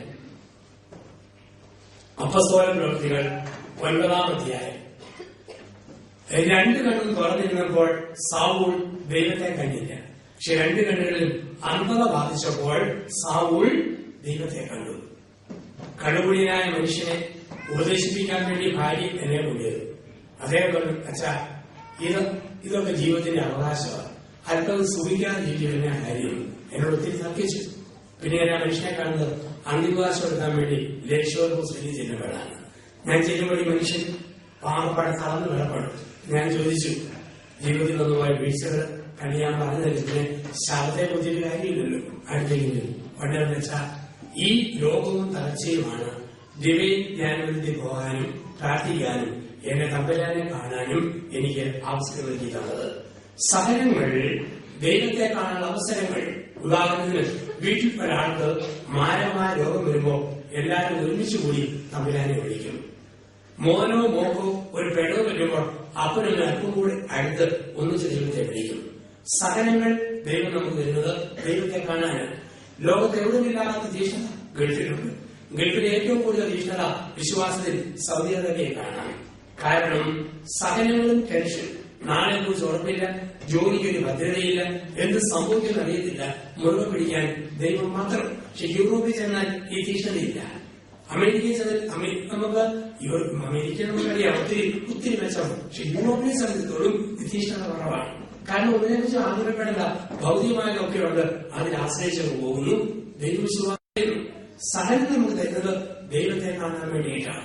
പുറത്ത് നോക്കിയ പള്ളി നോക്കിയാണെങ്കിൽ ചിലപ്പോൾ നാട്ടിലൊക്കെ പള്ളി പോലും കയറാത്തവൻ ഗൾഫിൽ വരുമ്പോൾ അൾത്താരക്കാരനാണ് എല്ലാം വരച്ച് എന്ത് ആവശ്യത്തോടെയാണ് പള്ളിയോടും പട്ടക്കാരോടും ചേർന്നിരിക്കുന്നവരെ കണ്ടിട്ടുണ്ട്.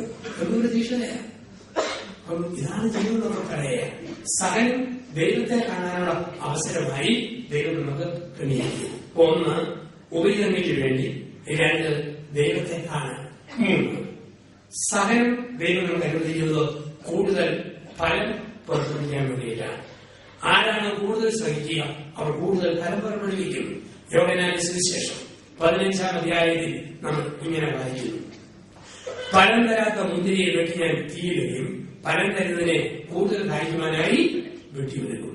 ഫലം തരുന്നതിനെ കൂടുതൽ കായ്ക്കുവാനായി ഞാൻ വെട്ടിയൊരുക്കും. ഫലം തരാത്തതിനെ വെട്ടി തീയിടുകയും ഫലം തരുന്നതിനെ കൂടുതൽ കായ്ക്കുവാനായി ഞാൻ വെട്ടിയൊരുക്കുന്നു. ഞങ്ങളെയൊക്കെ കൂടുതൽ സഹായിക്കുന്നു കപ്പിൾസ് സഭയെ. പാവപ്പെട്ട കുടുംബത്തിൽ നിന്ന് വളർന്നു വന്നവരാ. വലിയ സമ്പന്നേക്കാൾ ഉപരിയായിട്ട് മറ്റുള്ളവരെ പഠിപ്പിക്കാൻ സഹായിക്കുന്നത് കഷ്ടപ്പെട്ട് പഠിച്ച് ജോലി കിട്ടിയവരാണ്. കൂടുതൽ സഹിക്കുന്നവർ കൂടുതൽ പരമ്പര പഠിക്കുന്നു.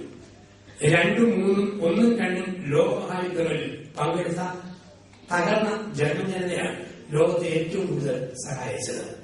2ാം ലോകമഹായുദ്ധം കഴിഞ്ഞു കാപ്പി ചായക്കാനിട്ട് മെയ്സും ഗോതമ്പും വറുത്ത് കഴിച്ചു കുടിച്ച് ആ പൊടിയിട്ട് വെള്ളമിളക്കി കാപ്പിക്കും ചായയ്ക്കും പകരം കുടിച്ച ജർമ്മൻ ജനത മിസിയോ പ്രസ്ഥാനത്തിലൂടെ ലോകത്തിലെ ജനങ്ങളെ സഹായിച്ചു. കൂടുതൽ സഹിക്കുന്നവരെ കൂടുതൽ സഹായിക്കുന്നു, കൂടുതൽ പരമ്പര പിടിക്കുന്നു. 1, ഉപരിനന്മയ്ക്ക് വേണ്ടി ദൈവം സഹനം തരും. 2, ദൈവത്തെ കാണാനുള്ള വഴിയായിട്ട് സഹനം തരും. 3, കൂടുതൽ പരമ്പര പിടിക്കുവാൻ ദൈവം നമുക്ക് സഹനം തരും. 4, കൂടുതൽ മനക്കെട്ടിയുള്ളവരാകാൻ ദൈവം നമുക്ക് സഹനം തരും. നിയമാവർത്തനം 32-ാം അധ്യായം 10 മുതലുള്ള വാക്യങ്ങൾ. ദി ബുക്ക് ഓഫ് ഡിയൂട്രോണമി, നിയമാവർത്തന പുസ്തകം 32-ാം അധ്യായം 10 മുതലുള്ള വാക്യങ്ങളിൽ നമ്മൾ ഇങ്ങനെ വായിക്കുന്നു: തള്ളക്കഴുകൻ അതിന്റെ കുഞ്ഞിനെ പറക്കാൻ പഠിപ്പിക്കുന്നത് പോലെ ഞാൻ നിന്നെ പരിപാലിക്കും. കുഞ്ഞിനെ കൊത്തി ഉയരുകയും താഴത്തേക്ക് കുടയുകയും ചെറിയ കുഞ്ഞിനെ വഹിക്കുകയും ചെയ്യുന്ന അമ്മക്കഴുകനെ പോലെ ഞാൻ നിന്നെ പരിപാലിക്കും. കഴുകനെ കുറിച്ച് അല്പം ഒന്ന് അറിഞ്ഞാൽ ഇതിന്റെ പശ്ചാത്തലം മനസ്സിലാവും. തള്ളക്കഴുകൻ മുട്ടയിടുന്നത് പർവ്വതത്തിന് മുകളിലും വൃക്ഷത്തിന്റെ ഉന്നത ശിഖരത്തിലുമാണ്. അങ്ങനെ മുട്ടയിടുമ്പോൾ മുള്ളുകൊണ്ട ഒരു കൂടുണ്ടാകും. കൂടിനകത്ത് പഞ്ഞി, പുല്ല്, തുണി ഒക്കെ വിതറി വെക്കും. 12 ദിവസം അടയിരിക്കുമ്പോൾ കുഞ്ഞിനെ തോട് കുത്തിപ്പൊട്ടിച്ച് സാവധാനം പുറത്തേക്ക് വരും. പുറത്തേക്ക് വരുമ്പോൾ തള്ളക്കഴുകൻ കടന്നു നടന്നു ഭൂമിയിലുണ്ടാകുന്നു പോഷകാംശമുള്ള ഭക്ഷണം മുഴുവൻ ശേഖരിച്ച് ചവച്ചരിച്ച് ജ്യൂസ് പോലാക്കി കുഞ്ഞിന്റെ ചൂട് അമ്മയുടെ വായിൽ കയറ്റി വെച്ചിട്ട് ഓസിലൂടെ വെള്ളം വിടുന്ന പോലെ ഭക്ഷണം കുഞ്ഞിലേക്ക് പകർന്നു കൊടുക്കും. 40 ദിവസമാകുമ്പോൾ മേല് മുഴുക്കും, ദേഹം കൊഴുകും, പപ്പ് മുളയ്ക്കും, ചെറുമുളയ്ക്കും. പക്ഷെ കുഞ്ഞിന് പറക്കാൻ മടി. ദേഹത്തിന്റെ ഭാരം കൂടുമ്പോൾ പുറത്തെ മുള്ള് ആദ്യം കുത്തിക്കയറും. രക്ഷയില്ലാത്ത കുഞ്ഞ് കൂടിന്റെ വക്കത്ത് വന്നിരിക്കും. അങ്ങനെ ഇരിക്കുമ്പോൾ തള്ളക്കഴുകൻ ഇരുമ്പ് പോലെ ബലമുള്ള ചുണ്ടുകൊണ്ട് കുഞ്ഞെടുക്കനെ കൊത്തിയെടുത്ത് ആകാശത്തിന്റെ അനന്തത്തിലേക്ക് പറന്നു തരും. അങ്ങ് മോടി ചെന്നിട്ട് ഒറ്റ കുടച്ച് തലയിൽ വീണ് കുഞ്ഞുകഴിനെ ഓർക്കും. വളർത്തിയിട്ട് കൊല്ലുകയെന്ന് കാരണന്മാർ പറഞ്ഞു കേട്ടിട്ടേ ഉള്ളൂ. ആ പണി തന്നെ ഈ പണിയിലും പറഞ്ഞു. തലയിൽ കുത്തി വീഴുമ്പോൾ കുഞ്ഞുകഴിനെ 10 അടി വേഗത്തിൽ തള്ളക്കഴുകൻ താഴത്തേക്ക് ഓടിയിട്ട് പറന്നിടും. വിസിരി പോലെ വിശാലമായ ചരകം മുറം പോലെ വിരിച്ചു പിടിക്കും. തലയിൽ കുത്തി വീഴുന്ന കുഞ്ഞുകഴികൻ അമ്മയുടെ ചെലകേലാവുന്ന വീഴുക. 8 പ്രാവശ്യത്തെ ട്രെയിനിങ് കഴിയുമ്പോൾ അമ്മയ്ക്കൊപ്പമോ അമ്മയേക്കാൾ വേഗത്തിലോ കുഞ്ഞുകഴികൻ വായിൽ പറക്കാനും പതയ്ക്കാനും പഠിക്കും. ഇങ്ങനെ തള്ളക്കഴുകൻ അത് കുഞ്ഞിനെ പറക്കാൻ പഠിപ്പിക്കുകയാണ്. നല്ല ചെറിയ കട്ടി വീഴുന്നത് സഹനത്തിലൂടെയാണ്. ദൈവം നമുക്ക് വിജയം, തോൽവി, സങ്കടം, സന്തോഷം, ധൈര്യം, തകർച്ച, സമ്പത്ത്, ദാരിദ്ര്യം കടലിലൂടെ കൊണ്ടുപോകും. എന്നതിനു വേണ്ടിയാൽ കൂടുതൽ മനഃശക്തിയുള്ളവരായി നമ്മളെ മാറ്റാൻ വേണ്ടി. കൂടുതൽ പ്രതിരോധ ശക്തിയാക്കാൻ മലമൂട്ടിൽ വളർന്ന കർഷകരുടെ മക്കൾക്കാണ് സിറ്റിയിൽ വളർന്നതിനേക്കാൾ കൂടുതൽ തൊലിക്കെട്ടി, മനക്കെട്ടി, എല്ലും കെട്ടി ഒക്കെ കിട്ടുക. ഞങ്ങള് പട്ടകിടിയിലെ പോലുള്ള പല അച്ഛന്മാർക്കും രാജകീയമായ പല രോഗങ്ങളും അവരുടെ ദേഹത്തെ ബാധിച്ചപ്പോഴും എനിക്ക് കാര്യമായ വലിയ പരിക്കുകളൊന്നുമില്ല. അച്ഛനായിട്ട് 20 വർഷം പനിയായിട്ട് പോലും വേണ്ടത് ഒരു ചെറിയ പെരുന്നാൾപ്രസവം പോലും ഇന്നുവരെ മുടങ്ങിയിട്ടില്ല. കാരണം ഹൈറേഞ്ചിലെ മലമൂട്ടിൽ നടന്നു പഠിച്ചു. കുട്ടിക്കാലത്ത് ഒത്തിരി ആരും 10 മൈൽ നടന്നു ഫീൽഡ് വിദ്യാഭ്യാസം. അങ്ങനെ നടന്ന് എല്ലും കെട്ടി, തൊലിക്കെട്ടി, മനക്കെട്ടി ഇതെല്ലാം കൂടുതലായി ലഭിക്കുന്നു. ആർക്കാണ് ഏഷ്യാഡും കോമൺവെൽത്തും സാർവേസും വരുമ്പോൾ സ്വർണ്ണ മെഡൽ കിട്ടുക? ഞങ്ങളുടെയൊക്കെ മലമൂട്ടിലെ പ്രീജാസ്മിതൻ, ബീനാമോൻ, ബിജുമോൻ, മലബാർ പരിപാടിയിലെ MD നരസിംഹ, PT ഉഷ, ഷൈനി, മലമൂട്ടിൽ ഓടിച്ചാടി പഠിച്ചവർക്ക് എല്ലും കെട്ടി, തൊലിക്കെട്ടി, മനക്കെട്ടി സ്വർണ്ണ മെഡൽ അവർക്ക് തന്നെ. സിറ്റിയിൽ നല്ല മുതലാളി പെണ്ണുങ്ങളുണ്ട്. കണ്ടാലോ കുതിർന്ന മോഡലുകളുടെ പോലെ ആയിരിക്കുന്നത്. പക്ഷെ കുഞ്ഞിട്ട് സ്വർണ്ണ മെഡൽ പോയിട്ട് തെങ്ങിന്റെ കവർ മെഡൽ കൊടുക്കാൻ പോലും പറ്റിയില്ല. അണത്ര രംഗത്തിന് ശ്വാസമുണ്ട്. ഈയിടെ കുറെ ചേട്ടന്മാര് ഒരുമിച്ച് ചോദിച്ചു, എന്തുകൊണ്ടാ മലയാളി പെണ്ണുങ്ങൾ തന്നെ സ്വർണ്ണ മെഡൽ? ഒരു ചേട്ടൻ പറഞ്ഞു, മലയാളി പെണ്ണല്ലേ സ്വർണ്ണമെന്ന് കേട്ടോ മരണപ്പെടാനുള്ള ഒറ്റ ഞങ്ങൾ വാരി നോക്കുന്നു. അപ്പൊ കൂടുതൽ മനക്കെട്ടുള്ളവരാക്കാൻ ദൈവം നമുക്ക് സഹനം തരുന്നു. എന്തിനു വേണ്ടി സഹനം ചോദിച്ചാൽ പകരം സഹനം. യേശയ്യ 51 മുതൽ 56 വരെയുള്ള കാര്യങ്ങൾ. അവൻ വഹിച്ചത് നമ്മുടെ രോഗങ്ങളായിരുന്നു, അവൻ ചുമന്നത് നമ്മുടെ പാപങ്ങളായിരുന്നു. രോമകത്തിലെ ഒരു കുഞ്ഞാണിനെ പോലെ അവൻ ശാന്തനായിരുന്നു. ഒരു പകരം സഹനം ലോകത്തെവിടെയുമുണ്ട്. ഒരു പകരം സഹനം. അട്ടപ്പാടി ഒരു വെള്ളിയാഴ്ച പ്രസവത്തിന് വേണ്ടി പിടിച്ചു. പ്രസവം കഴിഞ്ഞാൽ പോരുമ്പോൾ ആദിവാസികളുടെ ക്ഷേത്രത്തിന്റെ 31 സ്റ്റെപ്പിൽ ഒരു സ്ത്രീ കിടന്ന് ഉരുളുന്നു. മകന്റെ സർക്കാർ ജോലിയിൽ സ്ഥിരനിയമനം കിട്ടാൻ വേണ്ടി അമ്മയുടെ സഹനം. വേറൊരു സ്ത്രീ കവിളിൽ ശൂലം കുത്തി നാരായണായും കോർത്ത് നടക്കുന്നു. ഭർത്താവിന് രോഗം വിട്ടുമാറാനുള്ള ഭാര്യയുടെ സഹനം. പരഞ്ഞാലും ധ്യാനമന്ദിരത്തിൽ നിത്യാനന്ദ കപ്പേളയിൽ കുഞ്ഞുങ്ങൾ പരീക്ഷയ്ക്ക് പോകുമ്പോൾ മുട്ടുകുത്തി 3 മണിക്കൂർ കൈവിരിച്ച് കൊന്നിരിക്കുന്ന അമ്മമാരെ കണ്ടിട്ടുണ്ട്. അമ്മയുടെ സഹനം മക്കളുടെ വിജയം, അധ്യാപകരുടെ സഹനം വിദ്യാർത്ഥിയുടെ നേട്ടം, ഡോക്ടറുടെ സഹനം രോഗിയുടെ വിടുതൽ. എവിടെയെല്ലാം സഹനമുണ്ടോ ഒരു നന്മ പെട്ടെന്ന് വരും. കുരിശിൽ യേശു സഹിച്ചപ്പോഴാണ് ശതാധിപൻ മാനസാന്തരപ്പെട്ടത്. ഇവൻ സത്യമായും ദൈവപുത്രനാണ്. എസ്തഫാനോസിന് സഹനം കണ്ടപ്പോഴാണ് സാവൂൾ മാനസാന്തരപ്പെട്ടത് പൗലോസായി മാറിയത്.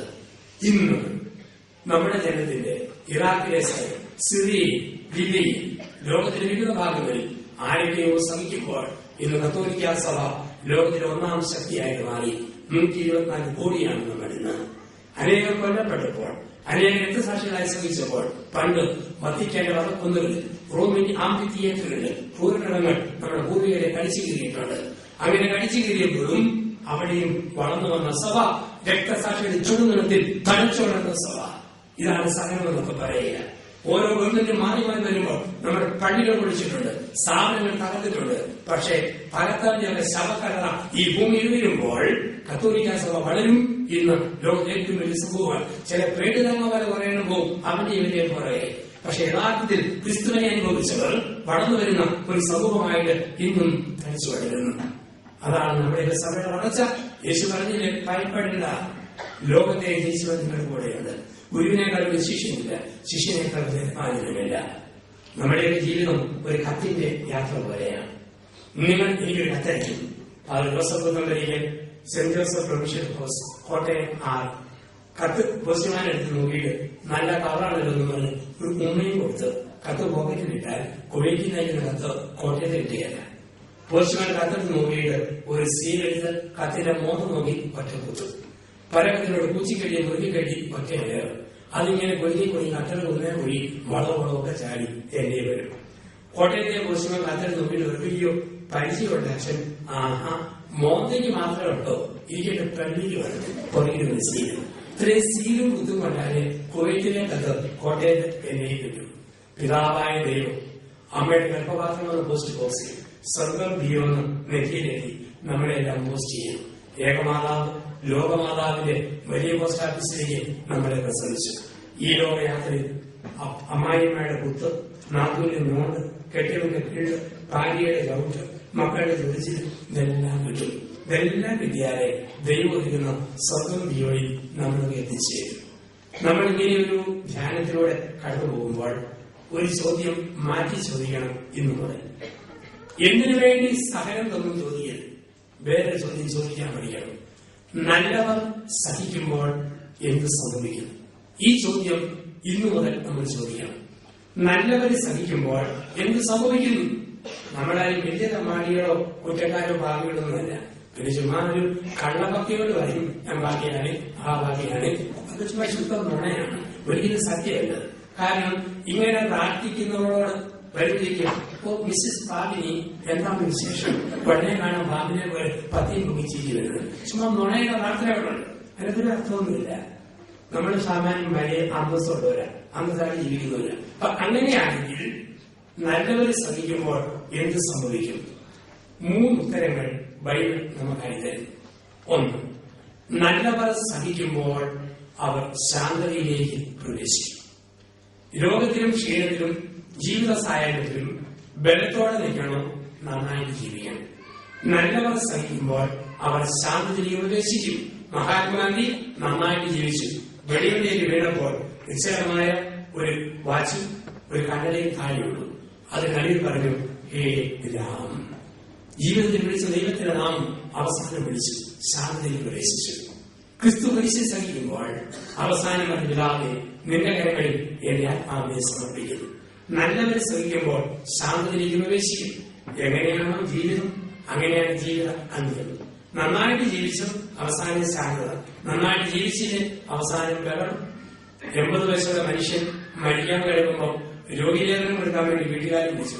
ഞാൻ ചെല്ലുമ്പോൾ ഈ 80 വയസ്സിലെ അപ്പൻ 500 രൂപയുടെ നോട്ട് ഉടും പടുന്ന പോലെ അണി പിടിച്ചിരിക്കുന്നു. ഭാര്യയും മകളും ചേർന്ന് വലിക്കുന്നു. വിടിയല്ല, ഞാൻ ഒത്തുവലിച്ചു. നോട്ട് വീറുവെന്നല്ലാതെ വിടുന്ന ലക്ഷണമില്ല. മഴത്തിൽ ഞാൻ പോയി ശാന്തമായിരുന്നു. വീട്ടുകാർക്കൊരു നാളെക്കേട് അച്ഛനെല്ലാം കരുതും. ഞാൻ പറഞ്ഞു, നിങ്ങൾ ബുദ്ധിമുട്ടൊന്നും വേണ്ട, കക്ഷി ഒരു വഴിക്ക് പോകുന്നതിന്റെ അത്യാവശ്യ ചെലവിന് അത് കഴിഞ്ഞിട്ടുണ്ട്. 80 വയസ്സുള്ള അപ്പൻ 5 മക്കൾ. എന്ത് ചെയ്താൽ ഈ അപ്പൻ മക്കൾക്ക് വീണ്ടും ചോദിക്കുക? പള്ളിയിലും പട്ടക്കാരും നിർബന്ധിച്ചപ്പം വീണ്ടും നോക്കാൻ സമ്മതിച്ചു. ഒരു വെള്ളക്കടലാസും പേരായും കൊണ്ടുവന്ന് കൊടുത്തു. കൈകൊണ്ട് കുത്തിപ്പിടിച്ച് എന്തൊക്കെ കുത്തിപ്പിടിച്ചു. റാവുമാനത്തിന് മുന്നിൽ കെട്ടി, പത്രക്കടലാസിൽ വെറുതെ കെട്ടി, കാശിക്കൂടിൽ വലിഞ്ഞു കെട്ടി. ഇത്രയും പിടിച്ചിട്ട് വികാരിച്ചിന്റെ വീട്ടിൽ പറഞ്ഞു, അവസാന ആഗ്രഹം എഴുതിയിട്ടുണ്ട്, ഞാൻ മരിക്കാതെ പറഞ്ഞത് അവസാന ആഗ്രഹമില്ല. പലരും അരമാനി കൊണ്ട് പൂജിച്ചു. 1 മാസം കഴിഞ്ഞു അപ്പം മരിച്ചു. 5 മക്കളുടെ അപ്പനെ ആഘോഷമായി അടങ്ങി മുഴുത്ത കനമുള്ള മാർബിൾ സ്ലാവ് കള്ളയുടെ മുറിക്കേറ്റി വെച്ചു. അവർ പോകുന്ന വഴി പറഞ്ഞു, പൊന്നപ്പ നല്ല കനമുണ്ട്, ഇതും പൊക്കിട്ട് പോകുന്നത് നേരെ പടിപൊളിച്ചു. വികാരിച്ചോട് ആവശ്യപ്പെട്ടു. അവസാന ആഗ്രഹം എഴുതി കടലാസ് വെളുത്തി വായിക്കാൻ. അത് വെളുത്തി വായിച്ചപ്പോൾ വികാരിച്ചന്റെയും 5 മക്കളെയും കണ്ണു തള്ളിപ്പോയി. ഒരു സെന്റൻസ് എഴുതിയിട്ടുള്ളൂ. പിന്നെ കുറേയും പോവും കാര്യം വരച്ചു വെച്ചിരിക്കുന്നു. എന്താ എഴുതിയത്? മക്കളുടെ കാലശേഷം സ്വത്ത് അപ്പൻ എന്നോർത്ത്.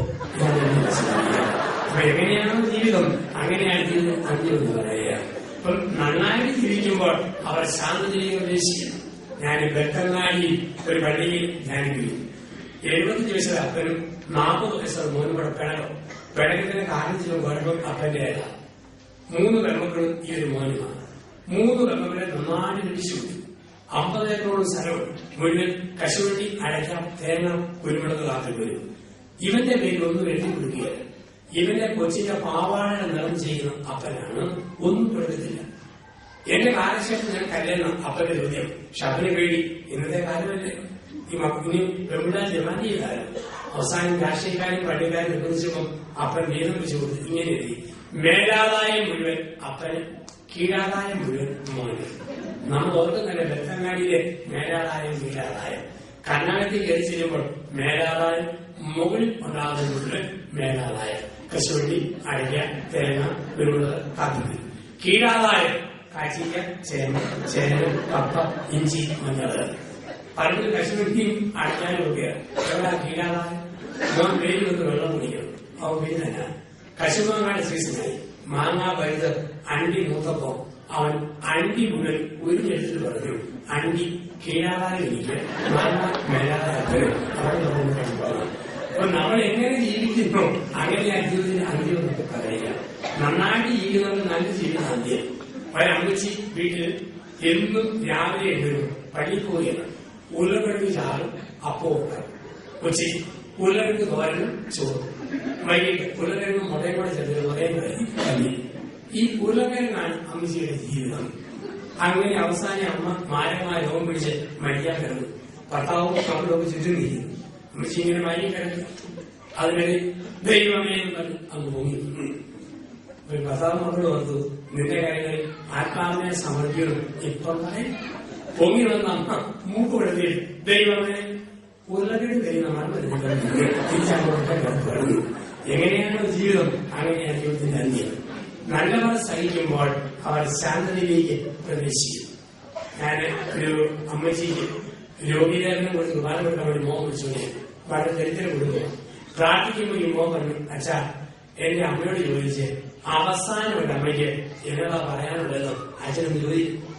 അപ്പൊ നമുക്കറിയാം, ഓരോരുത്തർക്കും അവസാനം പലതും പറയാനുള്ള കാലമാണ്. 90 വയസ്സുള്ള അമ്മച്ചിക്ക് അന്തിമദാശം കൊണ്ട് അച്ഛൻ ചോദിച്ച അമ്മച്ചിക്ക് അവസാനം എന്തെങ്കിലും ആഗ്രഹമുണ്ടോ? അമ്മച്ചി പറഞ്ഞു, അച്ഛാ ഒരാഗ്രഹം കൊണ്ട് ബാക്കിയുണ്ട്. എന്നെ അമ്മച്ചി ചോദിച്ചു, ഈ ലോകാവസാനം എങ്ങനെയാണ് ഒന്ന് കണ്ടേച്ച് മനുഷ്യനോട് 90 വയസ്സോടെ അമ്മയുടെ ആഗ്രഹം. ഇവിടെ മോൻ പറഞ്ഞു, അമ്മച്ചിക്ക് എന്തെങ്കിലും അവസാനം പറയാനുണ്ടോ? അമ്മച്ചി പറഞ്ഞു, അച്ഛാ തമ്പുരാൻ നല്ലവനാണ്. കുടിയേറ്റ കാലത്ത് കാട്ടാരുടെ വൃത്തേറ്റ് ഭർത്താവ് മരിച്ചു. ഒരു മകൻ വസൂരിയായിട്ട് മരിച്ചു. ആദ്യത്തെ വീട് കാട്ടുതീയിൽ ചാരം പോലെ മറന്നുപോയി. ആകെയുള്ളത് മൂടിവിട്ട റൈവടും മുഷിഞ്ഞൊരു വന്നയും പൊട്ടിത്തെറിഞ്ഞ ബുദ്ധിയും ഒരു കുരിശിലുവും. അതിന് മുന്നിൽ അമ്മ പറയുന്നു, തമ്പുരാൻ നല്ലവനാണ്. നല്ലവർ സഹിക്കുമ്പോൾ അവർ ശാന്തതയിലേക്ക് പ്രവേശിക്കും. നന്നായിട്ട് ജീവിക്കുക, സഹനത്തിൽ ഒരു ശാന്തത നമ്മൾ അനുഭവിക്കും. 2, നല്ലവർ സഹിക്കുമ്പോൾ അവർ മറ്റുള്ളവരിലേക്ക് തിരിയുന്നു. നല്ലവർ സഹിക്കുമ്പോൾ അവർ മറ്റുള്ളവരിലേക്ക് തിരിയുന്നു. അനേകം യേശുവിനെ ആശ്വസിച്ചപ്പോൾ യേശു സ്വന്തം സഹനത്തെ മറന്നു പറഞ്ഞു, ജെറുസലേം പുത്രിമാരെ നിങ്ങളെയും നിങ്ങളുടെ മക്കളെയും ഓർത്ത് കാര്യമുള്ള എന്റെ സഹനം ഞാൻ സഹിച്ചോളാം. ജെറുസലേം പുത്രിമാരെ നിങ്ങളെയും നിങ്ങളുടെ മക്കളെയും ഓർത്ത് കാര്യമില്ല. തിരുവല്ല പുഷ്പഗിരിയിൽ BSc നേഴ്സിംഗ് ഞാൻ ധ്യാനം ചെയ്യുന്ന സമയം കോഴിച്ചേരിക്കാരനായ മർത്തോമാസവക്കാരൻ 60 വയസ്സ് പ്രായമുള്ള ഒരു കുടുംബനാഥം എന്ന് പറഞ്ഞു, അച്ഛൻ ആശുപത്രി വേണം. 303 ഡീലക്സ് റൂമില് 90 വയസ്സുള്ള എന്റെ അപ്പൻ ക്യാൻസറായിട്ട് മരിക്കാൻ കഴിഞ്ഞു. അച്ഛൻ അടുക്ക വന്നു അല്പസമയം പ്രാർത്ഥിക്കാം. തിരുവല്ല പിതാവ് വന്നു പിതാവും ആശുപത്രി വന്നിട്ടുണ്ട്. കുറെ തന്നെ ഒളിപ്പിച്ചിരുന്നു. അല്പസമയം പ്രാർത്ഥിച്ചു. പ്രാർത്ഥിച്ചു കഴിഞ്ഞപ്പോൾ ഈ 90 വയസ്സുള്ള അപ്പന്റെ തൊണ്ടയിലാണ് ക്യാൻസർ. കുറുകുറി സംസാരിക്കാം. ഈ മനുഷ്യൻ കരയാൻ പറയും. കണ്ണിന്റെ ഉള്ളിൽ ഞാൻ ചോദിച്ചാൽ ഒരുപാട് വേദനയുണ്ടല്ലേ? ഇപ്പൊ പറഞ്ഞാ സുഖമാണെന്ന് ചോദിച്ചാൽ സുഖമല്ല, പക്ഷെ സന്തോഷമുണ്ട്. സുഖമല്ല, പക്ഷെ സന്തോഷമുണ്ട് എന്ന് പറഞ്ഞു. അച്ഛൻ ബൈബിൾ മുഴുവൻ വായിച്ചിട്ടില്ല. മോശ ഇസ്രായേൽക്കാരെ ചെങ്കടൽ കണ്ടിയ ഭാഗം അച്ഛനറിയാവുന്നു. ഇവർക്കറിയാം. ജോഷുവ കാനാൻ ദേശത്ത് എത്തിച്ചറിയാം. അറിയാം, അച്ഛാ എനിക്ക് ഈ സഹനം ഒരു പ്രശ്നമില്ല.